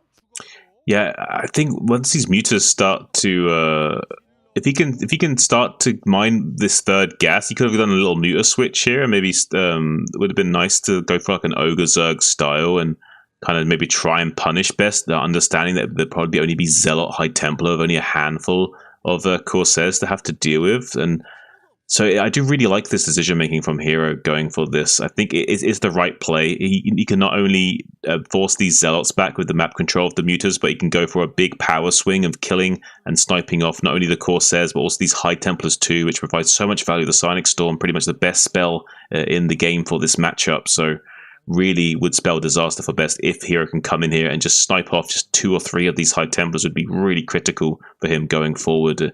Everything's going to come down to this moment. But look at these Dragoons intercepting the Mutalisk, actually putting a little bit of damage onto them as they now fly into the main base. And Corsair's going to come in and try and put some fire down onto those 2, softening them up. But the cannon's now exposed in the main base, and the Scourge here to zone out the Corsairs too. Going to be a little bit tricky for Best coming forward. He hasn't got that many Corsairs, and if he wanted to, he could turn on these Corsairs and kill them. He has 7 mutas, 3 Corsairs, and the mutas do win that fight. It's 5 mutas beats 2 Corsairs, and 7 mutas beats 3 Corsairs. So Hero's in a very commanding position right now, but he's not able to come in here and snipe any of these High Templars.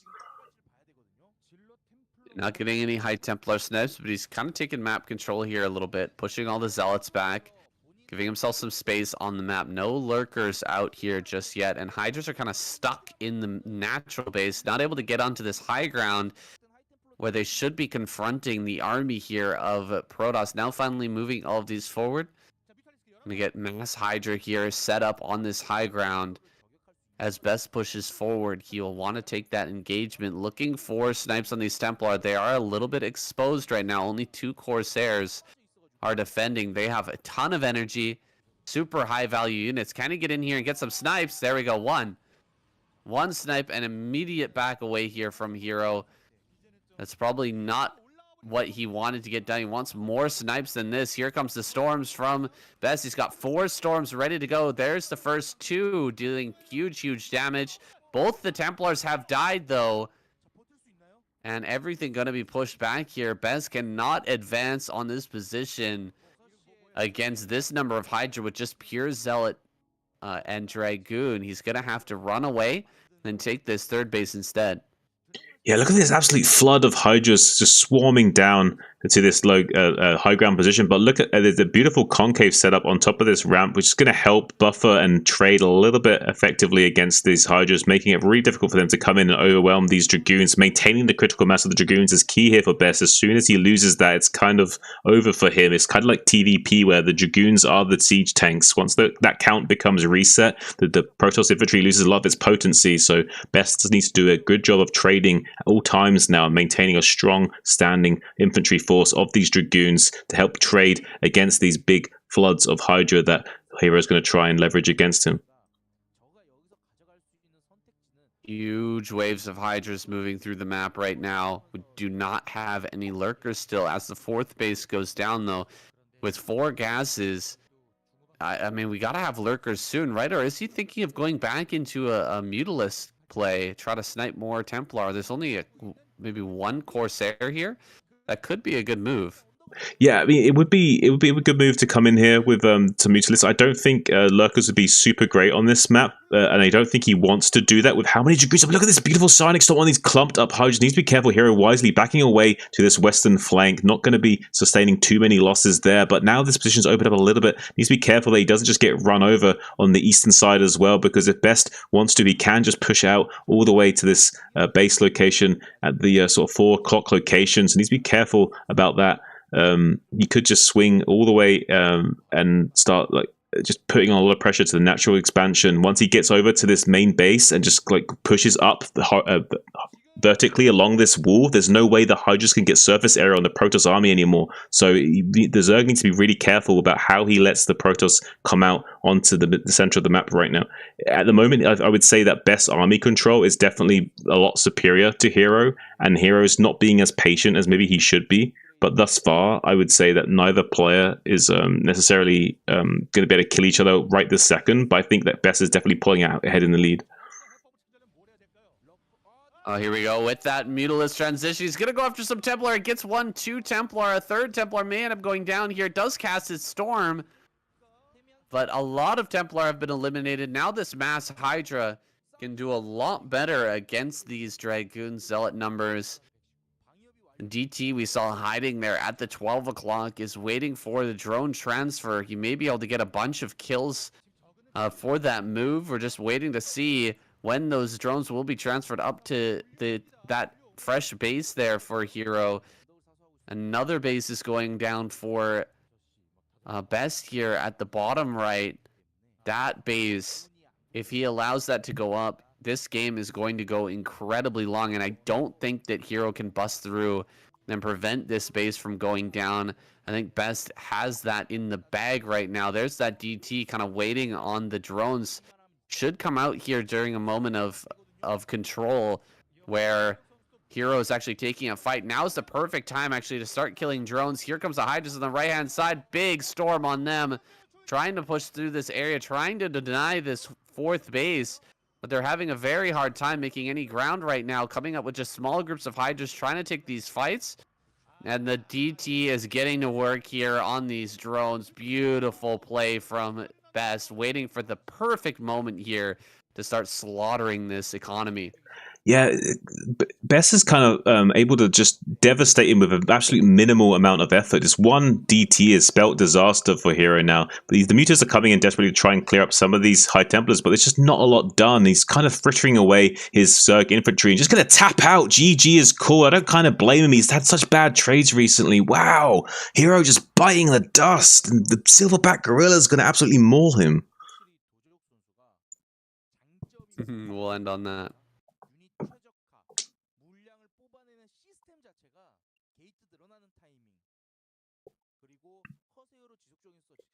Oh, nice game. Although he kind of crashed like crazy. Like I was kind of surprised that he didn't trade as well as I thought he would. So hard to control that number of Hydra. So hard. I thought what Best was going to do was move over to the right and push vertically up to force all the Hydras into like a bottleneck where he couldn't get any surface area, and like then move into the natural and like just crush him.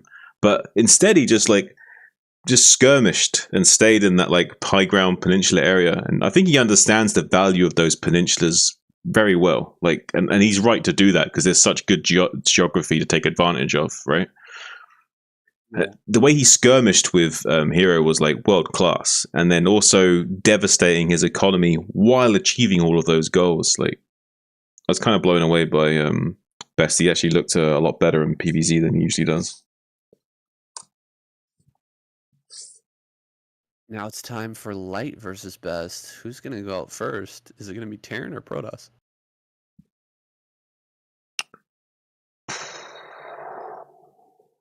I think a drink or I probably should grab a drink here. In terms of who I think will win this, I think it's probably going to be Light.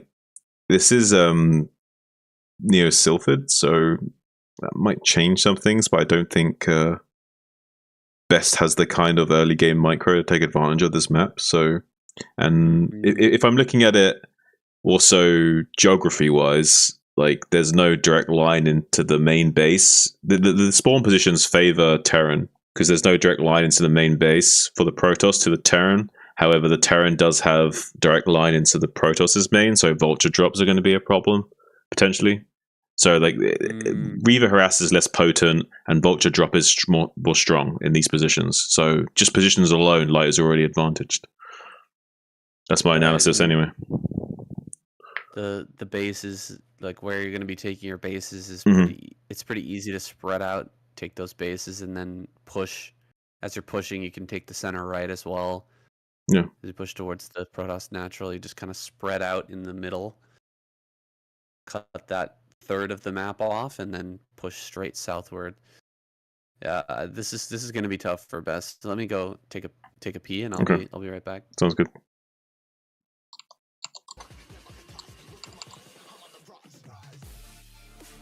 Be back one sec, guys.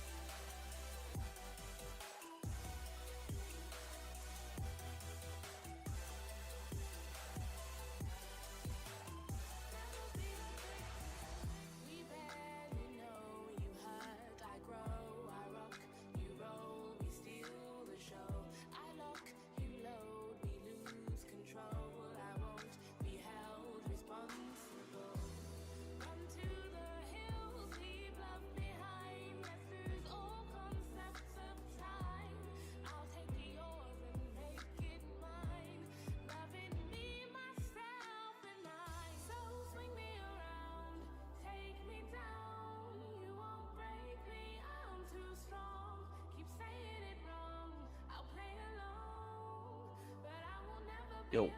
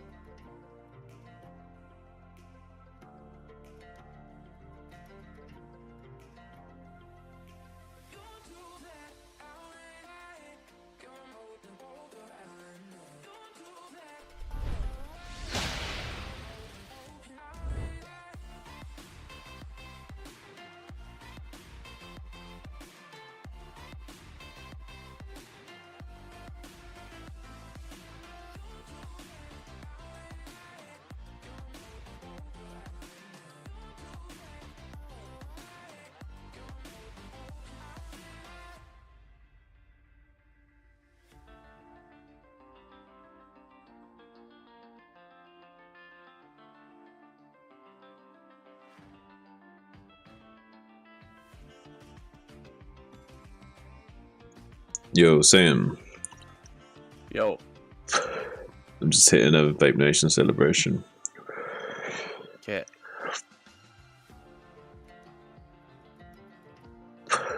We haven't got that much longer to go. Like, this player's dropping like flies.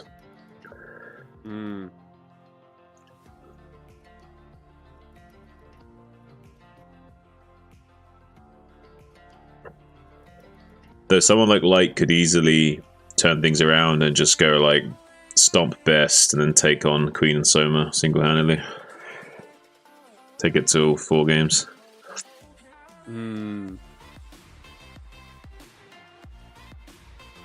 All 3 games, sorry.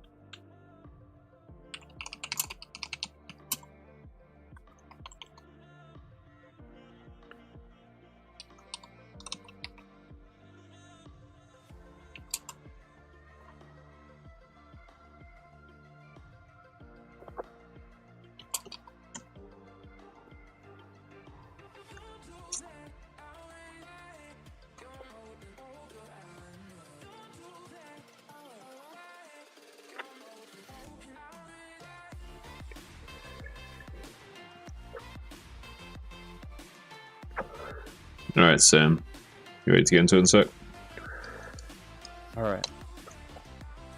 I'm ready. Let's get it. 너무 게임이 너무 재밌어요. KCM 종족 최강전 함께하고 계십니다. 2023 세 번째 시즌 6주차인데요. 예, 그렇죠 여러분. 이럴 때 단대승님 제가 또 앓는 소리. Well, the silverback gorilla is out of the cage. Best here in the bottom right. His opponent, Light, in the top center. The zookeeper here coming back to close up the shop. Can he shut down Best here in this game? I think he stands a pretty good chance. The spawn positions on this map really favoring Terran here. Yeah, especially with the alignment of the expansions that he'll be taking and how there's a direct path into the main base of the Protoss for the Terran players. So if Light wanted to, he could have a very easy time of going a Vulture drop here.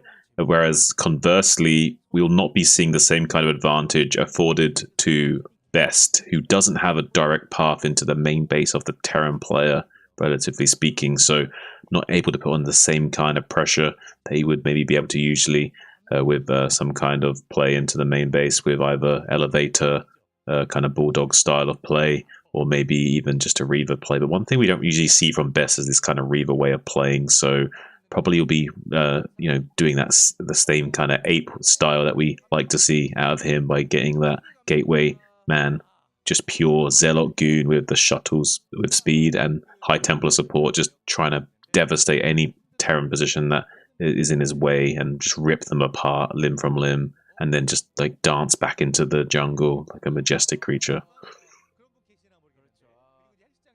Getting a probe scout out here on the map. He's not going to scout in the correct direction, but it's fine. Just a 3-player map. He's going to find his opponent here shortly. Best opening up very normally here as well is Light. I was expecting a barracks just gasless fast expand here from Light, but it's actually opted for a much more reserved build here with that gas coming up and the factory going to be thrown down here shortly.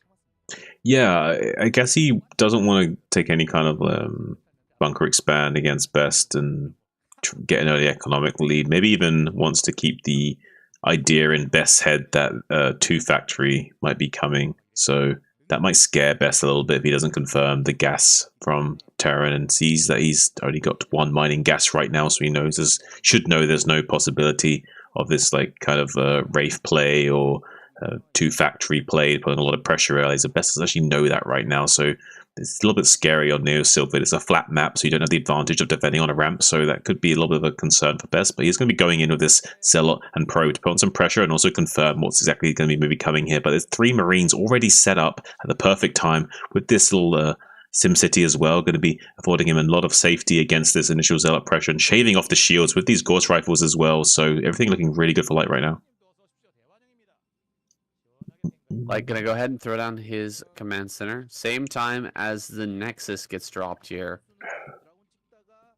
And a factory is done. We don't have the add-on just yet, so just popping out a couple of vultures, gonna get on the map.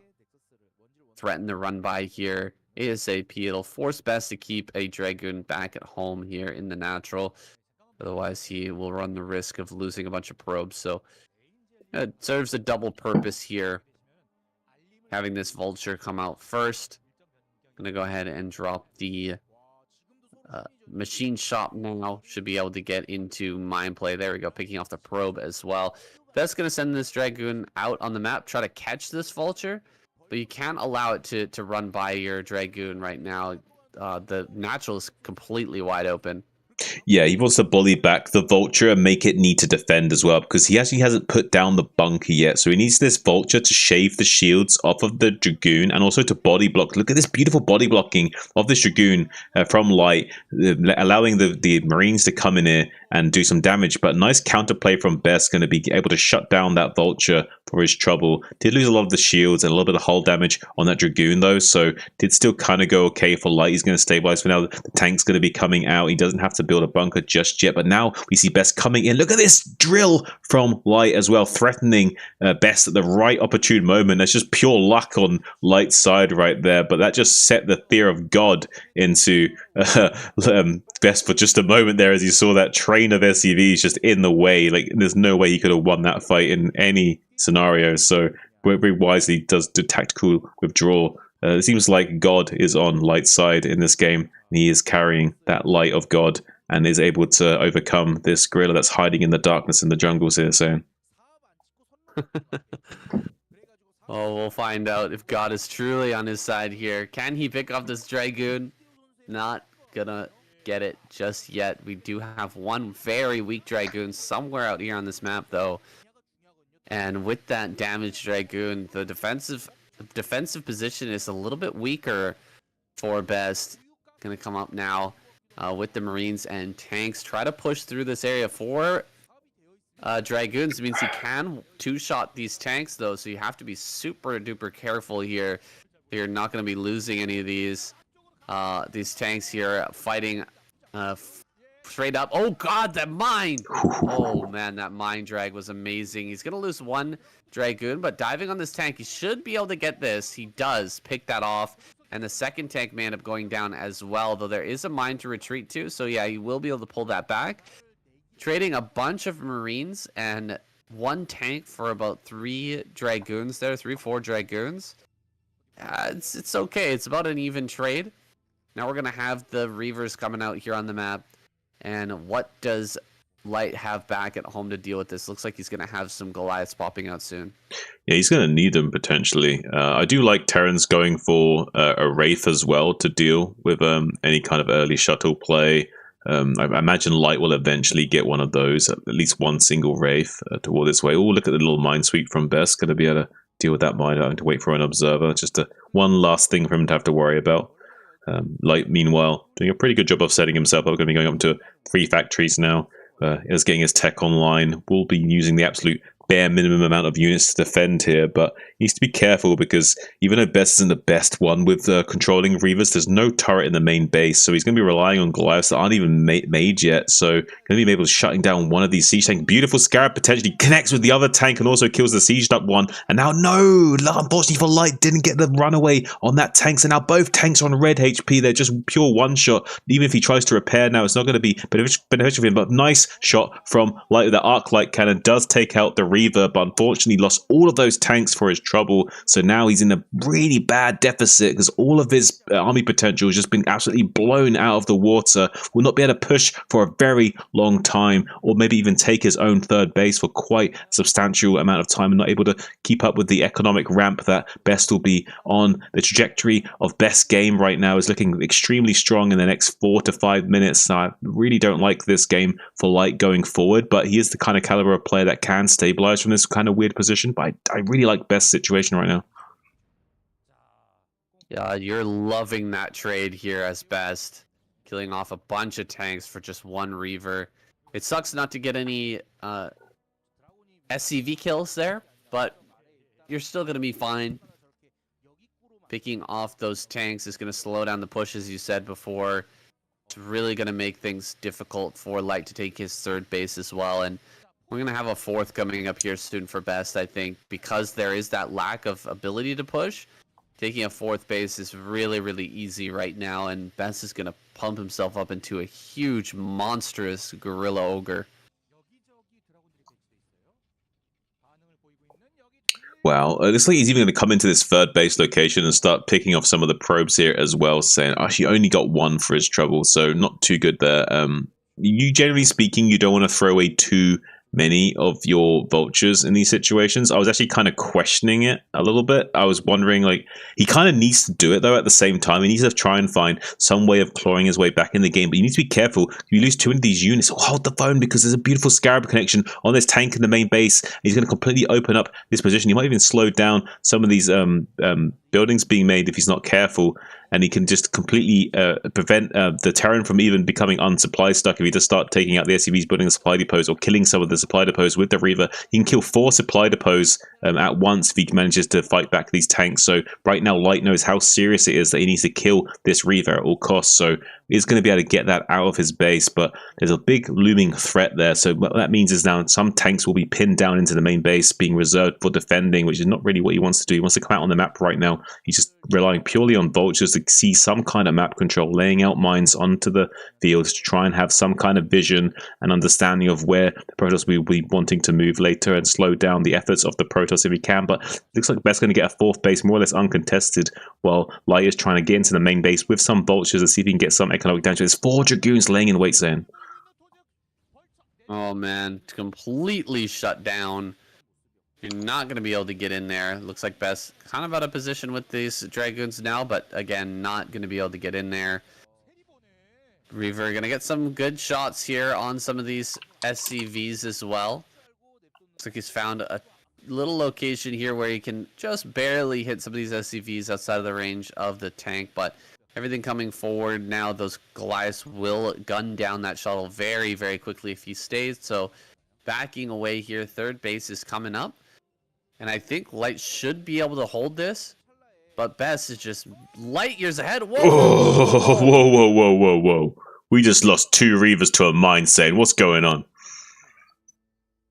That is a painful loss for Best, man. Losing double Reaver, that was what he needed to slow down this third base take, and now immediately upon those Reavers dying, Light is just going to head out here and take this with no issue whatsoever.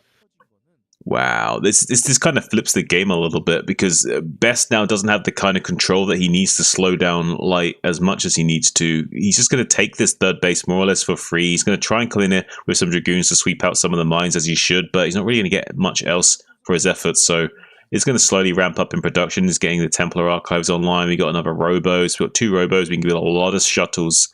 So I imagine we're going to see a lot of speed shuttles and go for a sort of a poor man's recall into the main base of Light, with lots of Reavers, lots of shuttles, and just trying to overwhelm the Terran production that way. Maybe that can work out for him, but it's going to be really tough for Best going forward if Light maneuvers correctly, because he's kind of restabilized here in this game, and now that he's got this third base online, it's going to be tough for Best, because he's not quite got the advantage he should have at this junction of the game. Pretty straightforward what Light needs to do from here. Just defend the main and slowly push forward so he can take this fourth base. Set up lots of turrets, lots of mines, lots of buildings here in the middle. And spread himself out to those 4 bases. Then he can take the 5th as he pushes. His goal here is clear, but can Best throw a wrench into the plans? Can he come across the map with those masses of dropships? Maybe get into the main. I think that's a great idea as you're spreading out here as Light, but if he's playing more conservative with a lot of mines in the main, that could also backfire horrendously. Yeah, I feel like it's kind of a weird situation for Light because on the one hand, he's done a good job of navigating his way to securing this third base, but there is this big looming threat that as soon as he tries to move out, there could just be a flood of shuttles just flying into his main base, and then he just like loses all of his supply depots and his tech, the armories die. Anything can happen to Light if he doesn't identify exactly what's about to transpire. There's going to be a little bit of a 1-2 punch. It looks like he's going to distract them at the front with these Dragoons right as the shuttles start to fly into the main base. And now Light's attention is on the front line while these shuttles start to bomb into the main base. Zealots dragging the mines on top of the siege tanks, trying to overwhelm this whole position as quickly as possible. Even as High Templar, though, dies to a mine, doesn't get the storm connection that it wanted to on these SCVs. Beautiful drill from Light as well, not losing too many of these SCVs to the follow-up Psionic Storm as well. So good damage mitigation thus far from the Terran player, but unfortunately for Light, though, I think there was still some damage done there, so I'm not sure if this was all for naught. I think that this overall was still really good for Light, that he held on this efficiently, but I still feel like he needs to be able to come out onto the map soon. It's a 5-base Protoss at the moment, so he is, as long as the Breast keeps the pressure on and doesn't allow Light onto the map, it might be a tough situation for Light to handle, and Best is really good at cracking open these positions with his big gorilla arms, saying. I don't think you can break through this position, though. Look at all the supply depots here, plus the mines and the tanks sitting back with the turrets over top of them. He's going to try it, though. Dropping some Templar here. He's going to get big storms on huge groups of units here in the middle. That was a beautiful storm, dealing so much damage to all these vultures and tanks.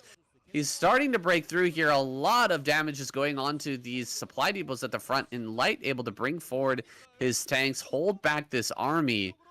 Very, very well done there on both sides. Light still hanging on, but getting some massive value out of those storms is Best. This was the false charge that Best does. This is you see this in the wild a lot, saying the gorilla will do some false charges to sort of test you and see if are you the kind of guy that's going to flinch and back down, are you going to stand your ground and like maintain composure. And when Best does that so well, he kind of comes in and like tests you and like whittles your army down a little bit and goes back into the jungle, reassesses the situation. And he's doing that to Light right now. Light's done a really good job of standing strong against the false charges of Best, but he's now coming into the main base yet again. Loses another High Templar to this mine. Beautiful mine. These mines tell me this is not the light of God right now, with how much crazy coincidences have happened in this game. Mines taking out High Templars, taking out Reavers, the drill timing of the SCVs, everything is in Light's favor right now. God is on Light's side. Flash has handed the mantle to Light right now. He said, here's my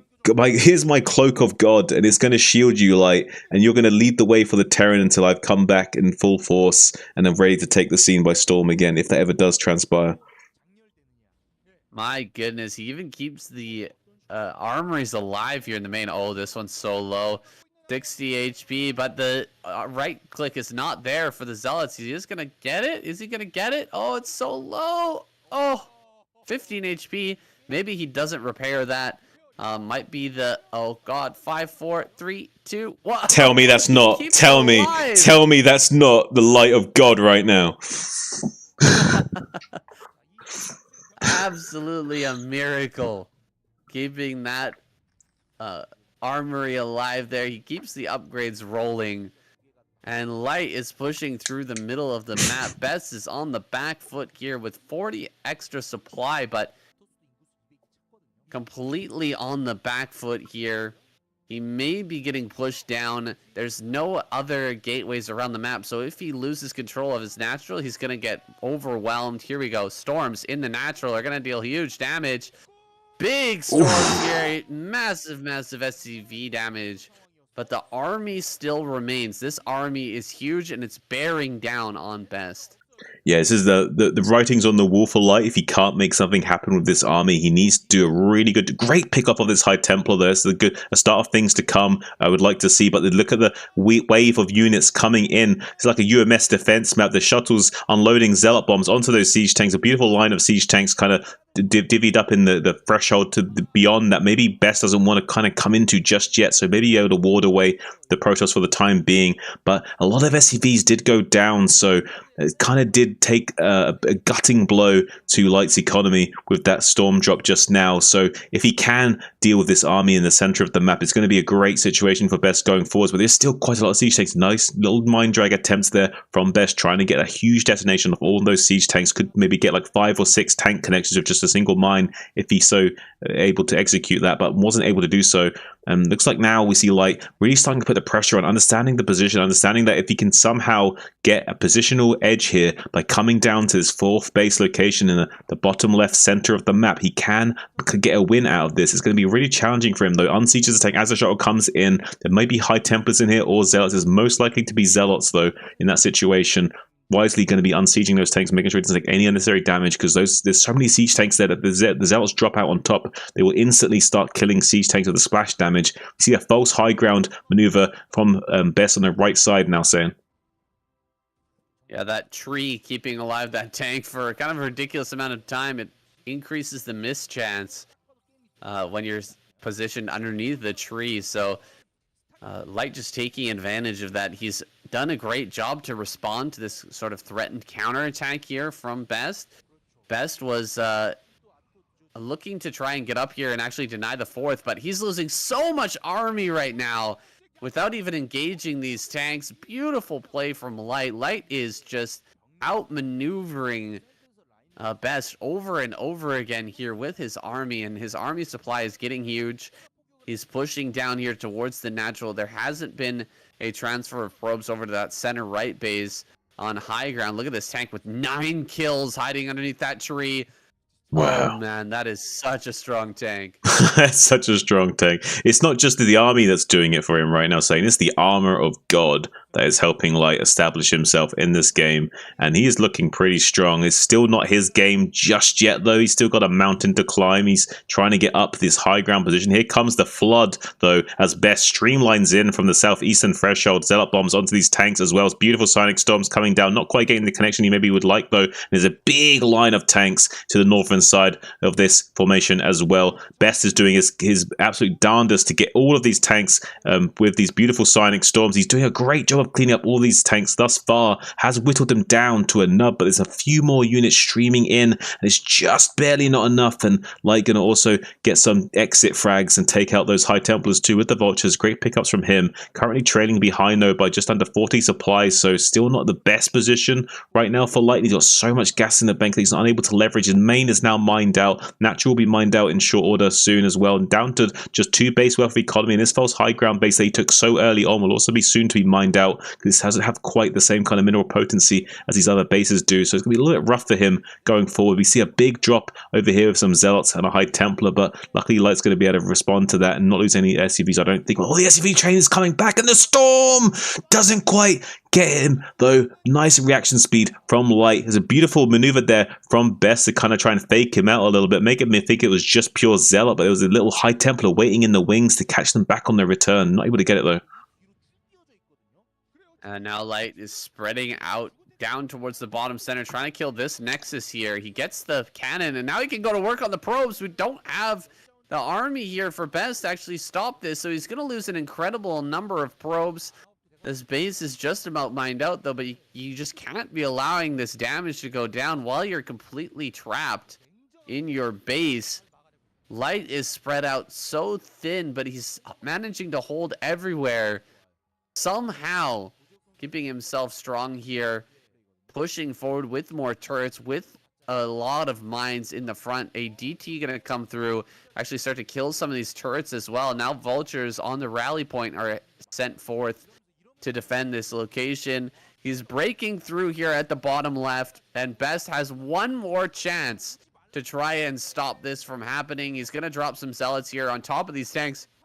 We've got some High Templar here on the right-hand side. The Dragoons are really clumping here at the bottom, though, not able to get around this kind of doodad here on the edge of the wall right there, just south of this screenshot we've got. But yeah, that actually might have lost him this game. He couldn't get his army to move forward there, and these tanks still survive on that ramp, still firing down on that Nexus, and it looks like the Nexus is about to fall. And this game should be lights for the taking now, with Best dropping below 80 supply.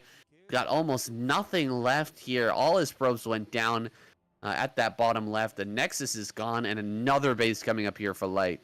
Yeah, the Silverback Gorilla currently licking his wounds in the jungle. Absolutely blinding light from God, just making him have to yield the floor to this Terran specimen, who now kind of has complete dominance over the center of the map. We see a flood of Zealots trying to come out, but these Gorilla arms are no longer have the potency required to tear apart these Terran forces, and GG is going to be called from Best. Wow, Light absolutely dominating performance wearing the God of Armor there, Sam. The mech machine rips apart the jungle, reveals the gorilla, puts him back in the cage. You're in the zookeeper's house now, boy. Light puts him away and puts away the full Protoss squad as well, guys. Protoss has been eliminated first here. It's just Terran and Zerg that remains. It's going to be Light versus either Queen or Soma coming up in game number 6.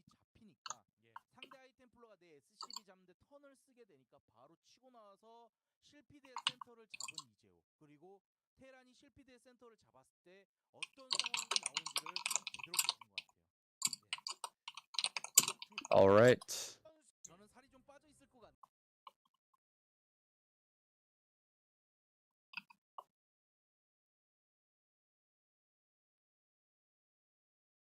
Tempest. Tempest.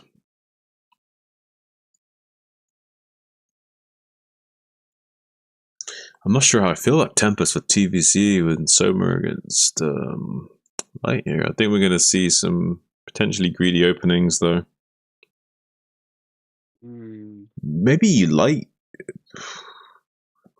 I don't think he will. I really don't think he will, but there is an option here for Light to do some shenanigans, maybe even go for some Wraiths here.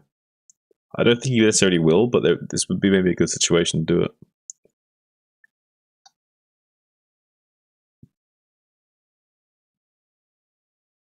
Especially with this easily defended natural, we could go for like bunker expand into Wraiths. Maybe. We'll have to see. Yeah, it does kind of changes the math for the Terran, yeah. Maybe he can pull it off. You ready to go? Yeah, I'm ready to go.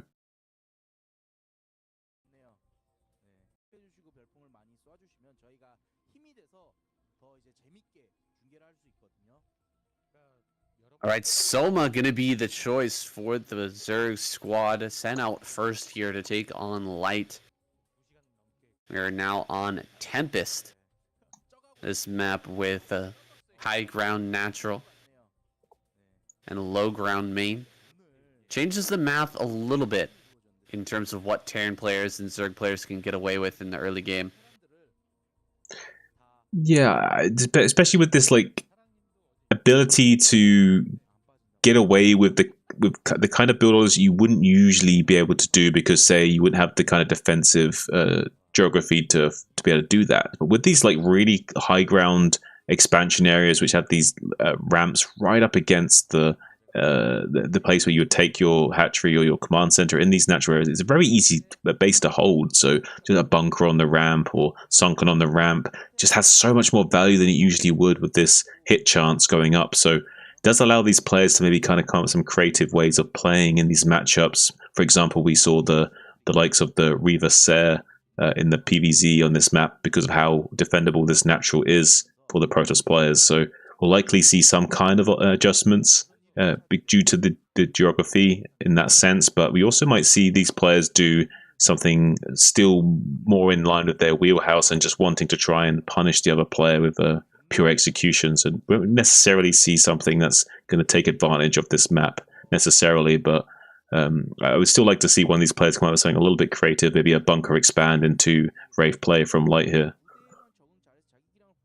That would be interesting for sure. We haven't seen Wraith play for a little while against Zerg.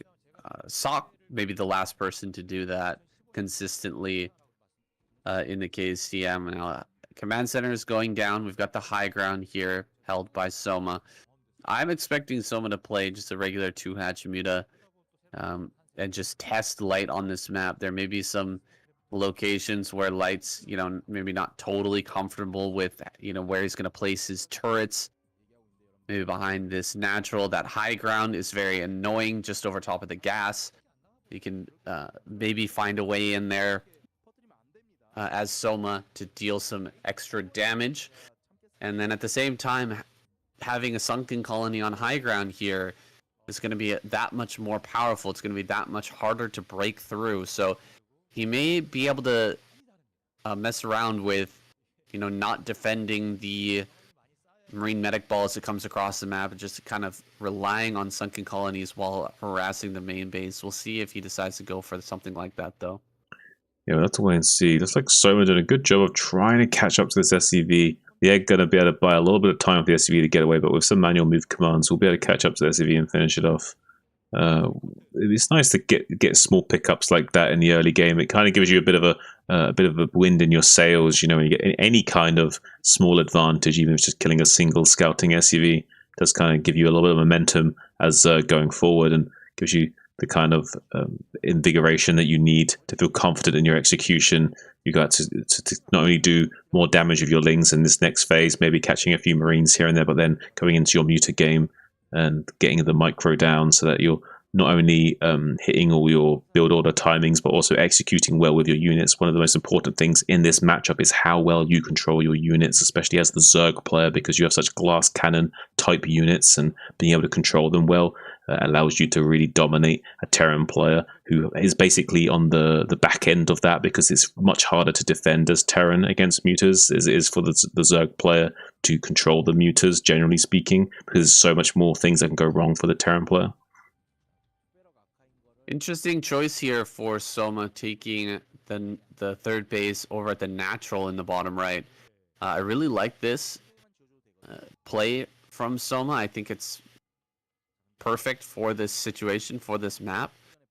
You're going to be able to defend that pretty easily and potentially go into a quick fourth gas as well, because once you hold that high ground with a few sunkens, maybe a lurker or two as well, then it's going to become that much easier to take that fourth base just down below in the main location down there at the bottom left. Looks like Light going to head down here, maybe getting into position to snipe this third, but Mutas should be on the way. This is a regular 2-hatch Muta timing, so he's going to have a lot of Mutas coming across the map here very shortly. This could backfire on Light. He may end up losing all these Marine Medic forces. Yeah, it's a great play for him. I like the idea, but I don't think he might quite kill it. There's only 3 Mutas here to challenge it right now, but more Mutas will come to join. It's going to be very close. Might actually get this hatchery. The Mutas aren't quite in time, so I think Light actually does get the hatchery snipe here. Crazy play from him. There wasn't quite a strong enough Muta timing from Soma to deal with this, so now he is going to be able to take this hatchery down, but he is going to lose the Bioball for this effort, so there is a bit of a weird situation right now where he's got the advantage that he killed this, but he needs to make sure he doesn't take any damage back at home. So as long as there's no issue there, then it looks like it's Light's game. But Soma still has a small opportunity here to maybe crack open this Terran position. He can turn this into a bit of an all-in situation and maybe overwhelm Light if he wasn't so careful. So we'll have to maybe see how well Soma can execute with his Mutas coming forward. Light knows that he needs to just make a few turrets here and just stabilize and make sure he just weathers the storm right now. Yeah, that was a really unfortunate series of events for Soma. He lost that hatchery just barely, and then he popped out a drone so that he could retake it, but the drone got killed by those fire bats, and then the last larva died as it went off the creep. Just a bunch of unlucky events happening there in a series, and now he's in here dealing a little damage. Oh, the Lings, actually, there's nothing in the bunker. He might be able to kill this bunker with the Lings. He kills one turret anyway. The Marines, or the Mutas, are going to come in here and actually contest the Marines as well. Does get the repair on that bunker. Should be able to keep that alive now.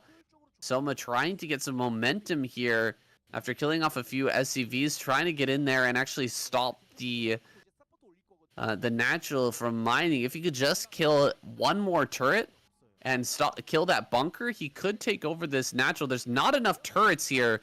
I think this is a big oversight by Light. He should have reinforced this turret position. He's going to try and surround it with SCVs, but looks like it does survive. Look at that. He keeps that turret alive and maintains this position in the natural here, but just barely with that one single turret holding on for now. Yeah, by the skin of his teeth, doing a strong reaction time to keep this turret alive. He understands there's not quite a full stack of mutas to contend with, so as long as he grabs those SCVs as the mutas come in, they can keep the turret alive. But now there's 10 mutas, so this is not going to become a factor anymore. He is going to come in here and start to be able to kill this turret if there's no Marines to support. So we need to keep these Marines very close to this turret now, or he will have this position cracked open. Looks like Soma going to be filtering out the weakened Mutalisk to get the fresh one back into the pack. Now going to be swooping back in. Now he's going to swipe down on this turret, kill that nicely, and start to go to town on these SCVs that are in the middle line. But Light looks like he wants to go for the counter attack and just runs out onto the map with these bio ball, while Soma's trying to do as much damage as possible with these mutas, sniping as many of these SCVs that are just kind of huddling for cover by the bunker to prevent them from taking too much damage from these Mutalisk Glaives, while the bio ball is out on the map right now, making its way downtown to the South O'Clock natural expansion that Soma has retaken, so he can set up for the late game macro that he will need to transition into. Looks like Soma has the forces here to defend. He's going to get a sunken colony on high ground as well. So unlikely that he's going to end up losing this third base, but that's not totally the goal here for Light. It's just to get his Mutalisk out of the natural, force the Mutalisk to respect this move forward. Another sunken going to go up at the natural here. Some lurkers are about to be morphed, but Marine's just going to dart up here. Unfortunately, the mutas are right there, though, and he's just going to crush these Marine forces, it looks like. Yeah, just gunning these down super quick and easy. All of the Hydras have died, though, and we don't have any lurkers morphing, so he's going to have to be careful. Don't lose these mutas and be ready for the next wave of this attack up onto the high ground. Yeah, he's desperately trying to get another sunken up, because right now there's just pure muta and a single sunken holding that back this entire wave of terror. And there is now a Valkyrie coming out to act as point defense for this bio ball as well, so it can continue to launch assaults potentially.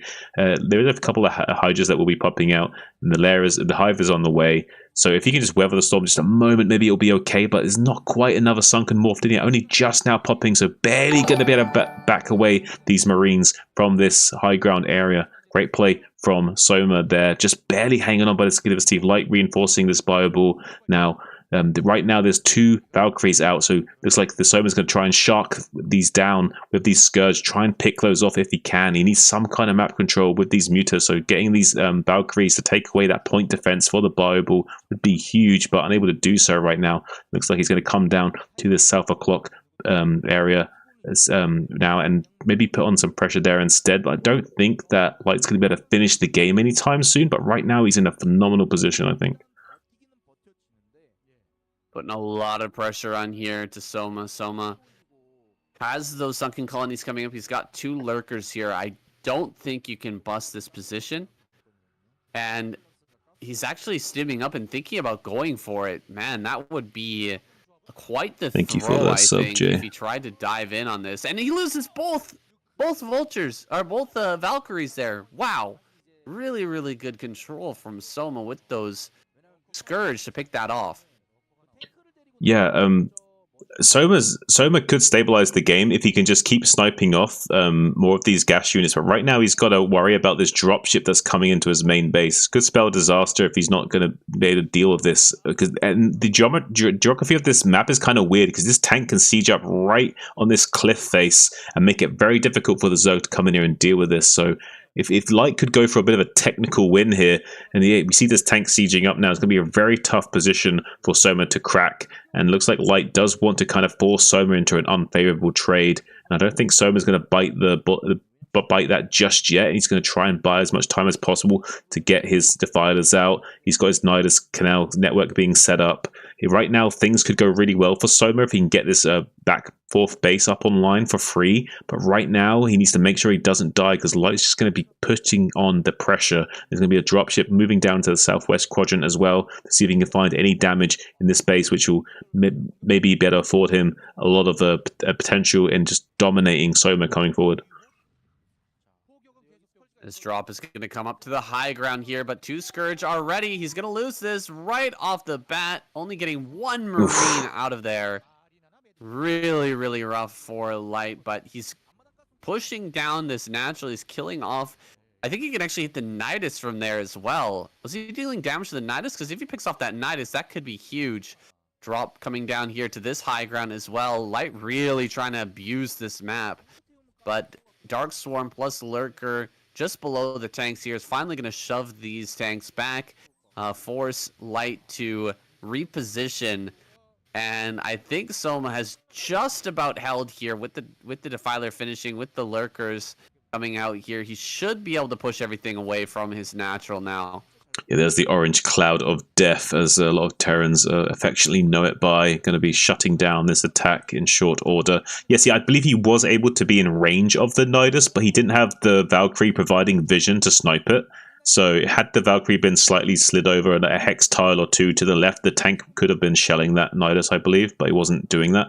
We do see a little Bioball drop going down into the southwest quadrant of the map as well. Could be putting a little bit of pressure down there. I'm not sure what the defenses are like in that base down there right now. Maybe he could get in there and snipe something before Soma could react. But he's got a lot of units to scout, so I think maybe just killing some of these overlords and denying the base being set up here would be annoying enough. Yeah, just going to take that position and try to prevent the 4th base from going down as long as possible. It's probably not going to last for very long. You just need a few Lurkers. Oh yeah, it gets the Plague as well, so all those are gonna die, and Soma should have no trouble taking this base now. Getting set up here, he's gonna be able to grab that 4th gas, get that online, and transition into Ultralisk economy here. You can see the Ultralisk den is done. We've got the extra evolution chambers rolling here with the armor and melee attack upgrades on the way. Soma is going to get himself into a really good position as long as he can hold off these drops, these constant, annoying, harassing drops here that Light has been doing throughout this game are going to ramp up once again as he comes over towards this 4th base and tries to get a position. Oh, great Plague, though. Wow, look at that chili sauce. Huge just dousing those tanks, saying this look absolutely amazing play from Soma, really shutting down anything that Light wanted to achieve there. Now he can just come in with this Mutalisk and snipe these tanks. Yeah, the tanks are going to go down. The dropship goes down as well. Beautiful job there by Soma, reducing those tanks to 1 HP and then just picking them off. A mech transition, though, here for Light. Just straight up changing over into full-on mech and taking a ton of bases as well. Look, he's snagging all the bases in the bottom right. Yeah, and do you know what? This could work, saying this could not only could this work, but this could destroy Soma. There's going to be a little window of weakness here, or vulnerability, I should say, for Light going forward. I think Soma could take advantage of that. If Light's not careful, Soma could definitely overwhelm him before he's fully transitioned. But right now he's doing a great job. He's kind of secured enough of map control that he can maybe get away with this. He hasn't got quite the mine coverage he needs, though, and he has got this base kind of exposed on the right-hand side. The Lurker's now going to burrow, maybe get the whole SCV train. Oh, so many SCVs just went down. Didn't get the entire train, though, so didn't lose too many SCVs there, but definitely lost a lot for it to sting. And is going to be denying any mining from happening there. And now we have the Defiler also able to get into position here. This base is going to be shut down for quite a while, saying, and that's going to be a little bit of a devastating blow for Light to have to swallow. Yeah, Light's going to get this command center canceled as well. That's so frustrating. He was just starting to spread out on the map, but he didn't have the mine coverage in the bottom part to stop these lurkers and lings defilers from making their way down there. If only he had a few mines down there to stop that. That is a great way to counter these sort of runarounds or counter attacks with ling and lurkers. Just to have a few mines out, you can really shut those attacks down. Now he's finally going to bring his tanks and vultures down here, but it's just not the same. He's lost a ton of SCVs, and he's actually going to try and take the center right now. He's maybe losing this command center. It seems like he's completely forgotten about that. Yeah, I don't know if I think he might have forgotten about it, Sen. Soma's getting away with murder right now, throwing down more and more macro hatcheries in the main base. He's still just got these 4 bases worth of economy, but that's more than enough for Zerg against Terran, especially when you're shutting down these expansions. You only really need to continuously expand as Zerg if the Terran player is able to continuously expand. So staying 1 base ahead of him is just going to be a perfect amount. And the 4 gas is like the golden number that you need to really start to overpower Terran player, because you can basically make as many Scourge as you need, as many gas units as you need to deal with him. Looks like even going to be saving this base as well from being sniped by Light. So Soma kind of doing a great job of denying Light from getting any kind of a further advantage in this game. And with this slow Terran mechs trying to amble across the map to defend these locations, I'm sure Soma will find more ways to stretch him as thin as possible and start divvying up these areas of interest and just conquering him one small quadrant of the map at a time. Well, we've got tanks en masse moving around towards the bottom side of the map. Looks like Light will try to retake that base over there. Some drops are actually going through now, and for the Zerg player, gonna try and drop over here at the center right, it looks like. Oh no, it doesn't have anything in that dropship, anything in that Overlord. Ling's moving around the south side here. We've got Ultra out on the field as well. This is a huge swell of tanks, but without too much coverage, without too many extra units on top of them, he might be able to get a big plague on top of these. No, he's actually just going to throw down the Dark Swarm, and the tanks deal with all the Ultras and Lings there. He's going to be able to push down towards the south side. Light is a fearsome beast, man. This guy is so hard to beat. Even though he's been shut down with all of his drops in the early game, has been kind of prevented from dealing that damage, he's still managed to do this transition beautifully, and is taking this to the very late stages of the game now with tank pushes all over the map.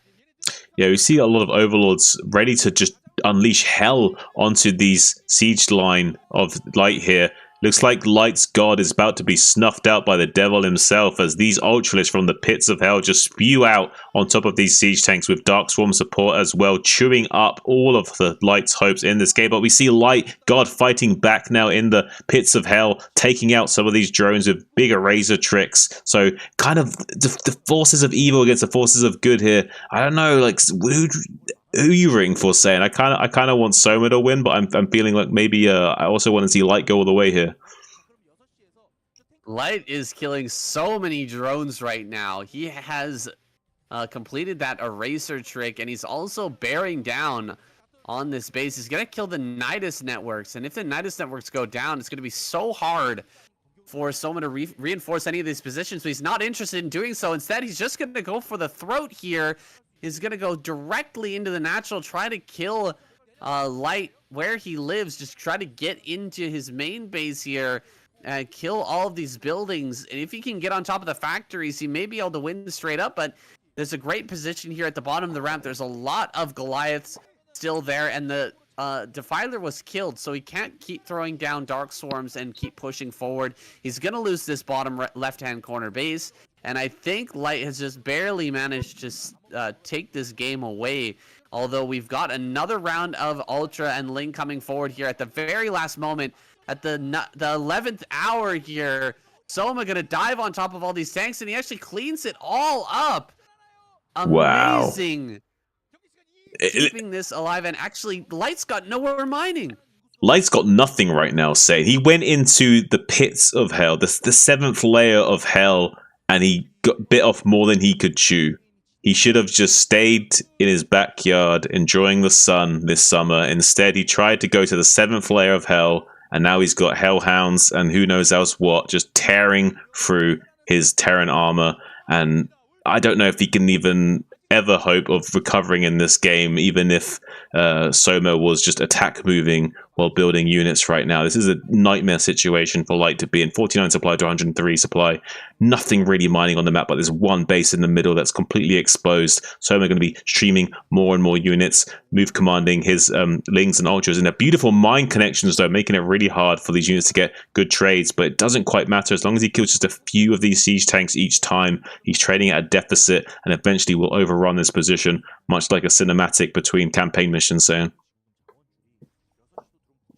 Just one base mining. Actually, the center right appears to have come back up once again, but Lings and Ultras are going to make short work of that. There's hardly any tanks remaining. We're at 48 supply right now, by the way. 48. I'm sure at least half of that is SCVs, so his army supply is insanely low. Light just barely hanging in there right now. He's going to get a drop of Lings in the main as well. Going to start to pick off some of these supply depots. He's being scrappy with the vultures, trying to kill whatever he can, but now Sunkens are coming up everywhere. Look at the Sunkens over here on the center left as well. These bases are all over the place, just sucking up these minerals for Soma to continue to harass and drive this game home. But two vultures making their way down here. This could actually kill all the Lings and potentially all the drones as well, but a miscontrol there. We've also got a lurker in position to defend. He's going to get maybe 1-2 drones, but will be forced back once again. Light, nothing going right for him here anymore, as Soma just takes full control of this game. Yeah, it's just no way I don't think Light can really stabilize. If he could somehow get units down here to defend this other command center, there's a small hope for him, but it's going to be really tough for him to defend two of these locations. He's going to have to, he's like the Roman Empire now, will have to spread himself too thin and just be absolutely overrun by this onslaught of Sauron-Zerg Soma-esque style. It's going to be really tough for him, saying, I don't know if Light has what it takes. The armor of God has been cracked. I don't know if he's going to be able to sustain himself for much longer. His light is diminishing as time goes on, and it looks like Soma is ready to just snuff it out for good soon, clearing some of these minefields of move command Lings to try and soften up these positions, ready for attack in the coming phases. Yeah, some of these mines are going to connect on a few of these Lings and Ultras, really softening them up and making this defense a lot more doable. Trying to drop out a Dark Swarm here, drops that Defiler, but it immediately gets cleaned up, and one lurker here can deal a little bit of damage, but he should be able to clean this up without too much problem.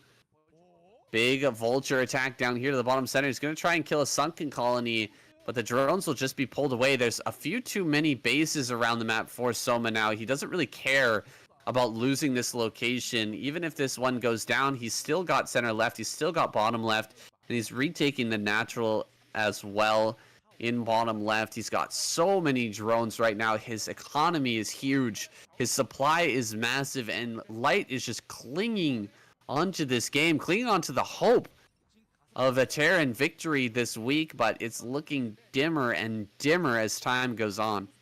Yeah, it's frustrating for Light as well, because if he could just somehow muster up more forces, he'd be able to slowly take a third base. He has this CC in the top left. He would eventually be able to stabilize his position, but it's really tough for him to defend these two locations against Soma. Soma now coming in to this bottom base with big forces of Ultra Ling and Defiler support too. Orange Clouds of Death being just demolishing through this siege line, making short work of it. Absolutely exceptionally good use of his units here, but is Soma now crushing this force, even catching some of the retreating units with some good manual surrounds as well. So Soma really on top of everything, now halving the supply of Light, 120 to 61.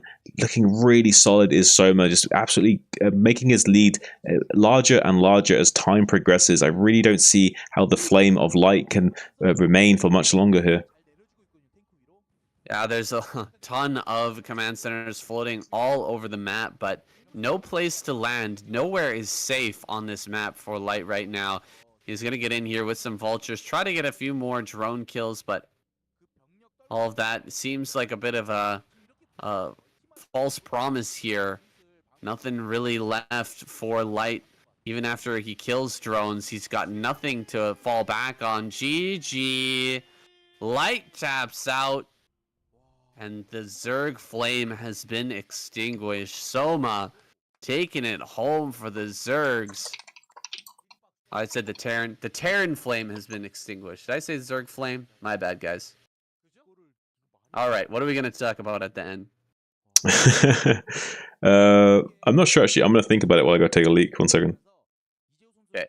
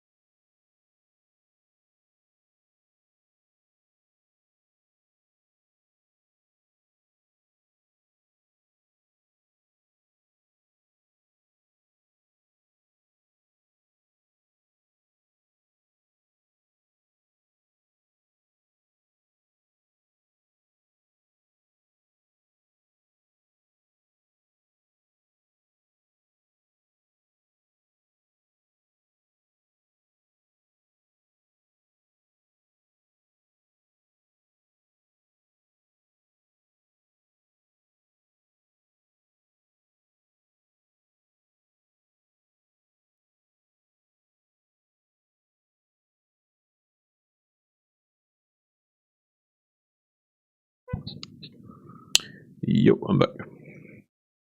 Yo. Oh. Did you think of anything? I'm just putting together the points here. 1 second. Okay.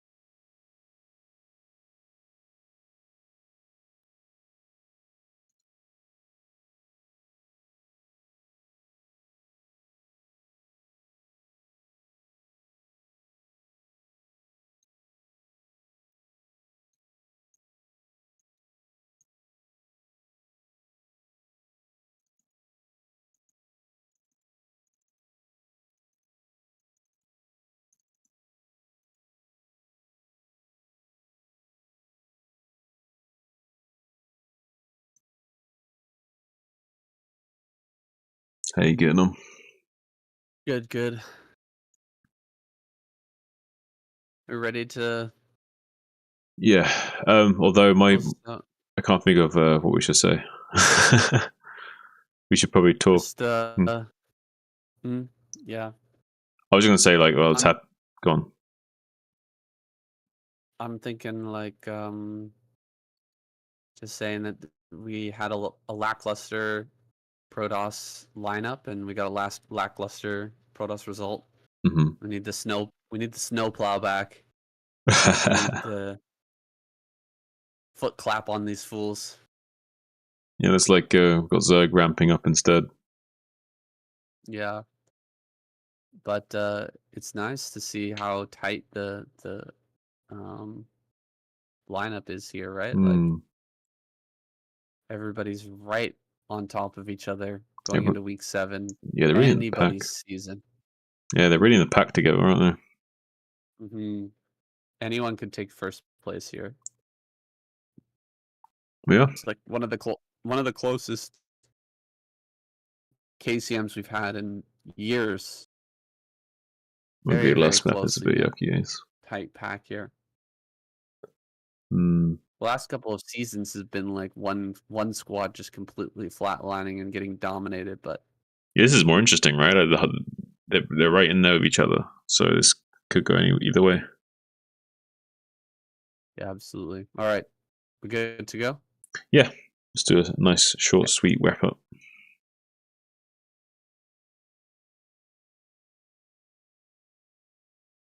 That's the end of week 6, and here are your point rankings. Protoss bringing out a lackluster lineup here and receiving a lackluster result, dropping down to 3rd place once again. But the point rankings are very, very tight here going into week 7. Yeah, Zerg on a very strong ramp up as well. Going to be slotting into that middle of the pack position. Currently looking pretty strong, I would say, with their performance today. But yeah, like you said, the Protoss lineup though wasn't quite cutting it, and they're going to flatline a little bit here. But this does lead us to the most interesting situation that we could probably hope for, though, is that now it's anyone's game. With the points being this close, it's going to keep things very interesting over the next couple of weeks, and who will be able to seize that number 1 spot. Yeah, the number 1 spot is up for grabs if Protoss wants to try and take that away. They're going to have to bring out some ace players here. They need to bring the snowplow back and foot clap on these fools. Yeah, definitely will need the snow to handle the likes of some of these powerhouse Terrans that we see, for sure. And Zerg, though, Zerg have been kind of impressing me. We did see a very lackluster performance from Zerg, I would say, overall in the first 4 or so weeks. But weeks 5 and 6, they've been pretty fire, I would say. Yeah, they have been making a great comeback. You can see everyone getting back into shape for this current ASL season. Players like Hero have been really ramping up their performance a lot lately and getting ready for that round of 16 has been seeded there. Other players getting ready for the round of 32, which will be coming out very, very soon, just in the next few days here, guys. I hope you'll still tune into KCM regardless. Lots of great games here every single week. I want to see actually Rain come back into this Protoss lineup. I want to see Best, Snow, and Rain for next week. I think that would give him a great chance of retaking that top spot. Yeah. I would really like to see Zerg in a more dominating position going forward. I would like to see them maybe take the number 1 spot. That's my own bias speaking, though, in that moment, obviously. Though I'm very, very pleasantly surprised that we've got a real running here with all 3 of them in the pack, and anything can happen. This is definitely going to keep it very interesting going forward. And I'm extremely excited to see what we see from the lineups in the weeks 6, 7, and 8, because we could see a much more potent lineup from Protoss going forward. I doubt we're going to see the same kind of lineup going forward. I think this would be the only time we see that kind of lineup again in these next 2 weeks, I think. A hotly contested KCM season. It's indicative of a very healthy metagame right now, with all 3 races going up and representing, doing very well here. Well, that's all the time we have for today, guys. This week is over. It's been an absolute pleasure. This has been your daily dose of Brood War. I'll see you guys tomorrow. All right. All right. All right, I will chop it up. Chop it up. Chop it up like a sous chef. Yes, Working in the chef. kitchen.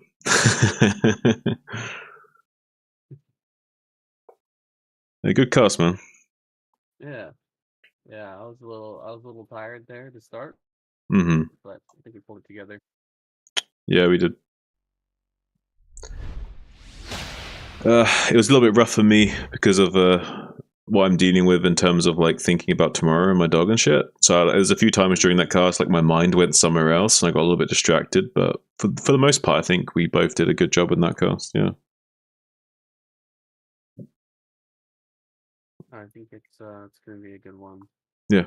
I think we're probably gonna get less interest here coming up soon because the ASL is ramping up. But Right. hopefully people will still be interested in watching a bit of KCM here and there.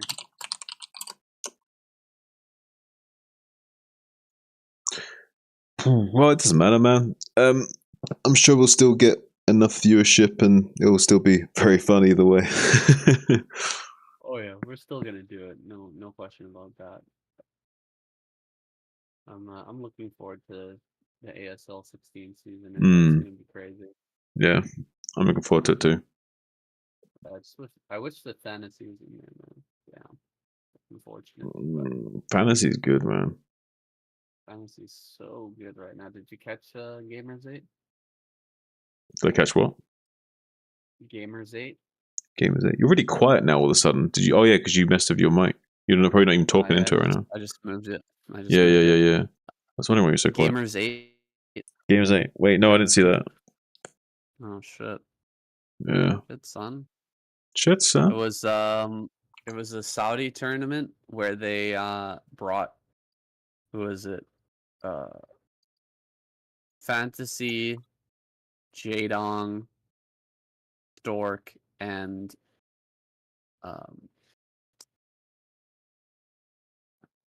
who was it? Not best. Bisu. That's right.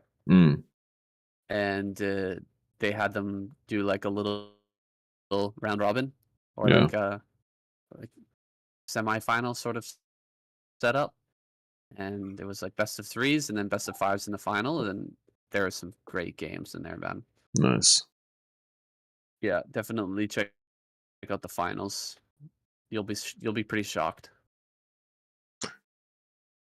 Yeah, I'll check it out then, man. Are you able to find it, or maybe link me, because I'm probably gonna like do something else right now, but I want to like check back into it later.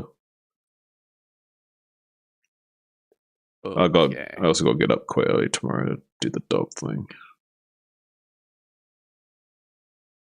Here, I'll just link you the finals. Yeah. Or no, I won't link you the finals. That'll boil you. Oh. I'll link you the.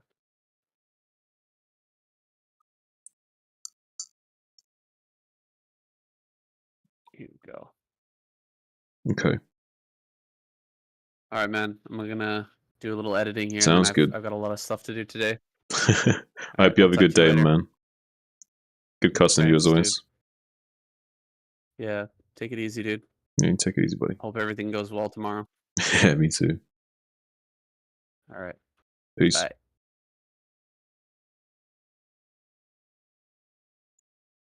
All right, guys. Thanks for tuning into the stream. I'll be back soon. Stay cool. Stay frosty. See you on the flip side.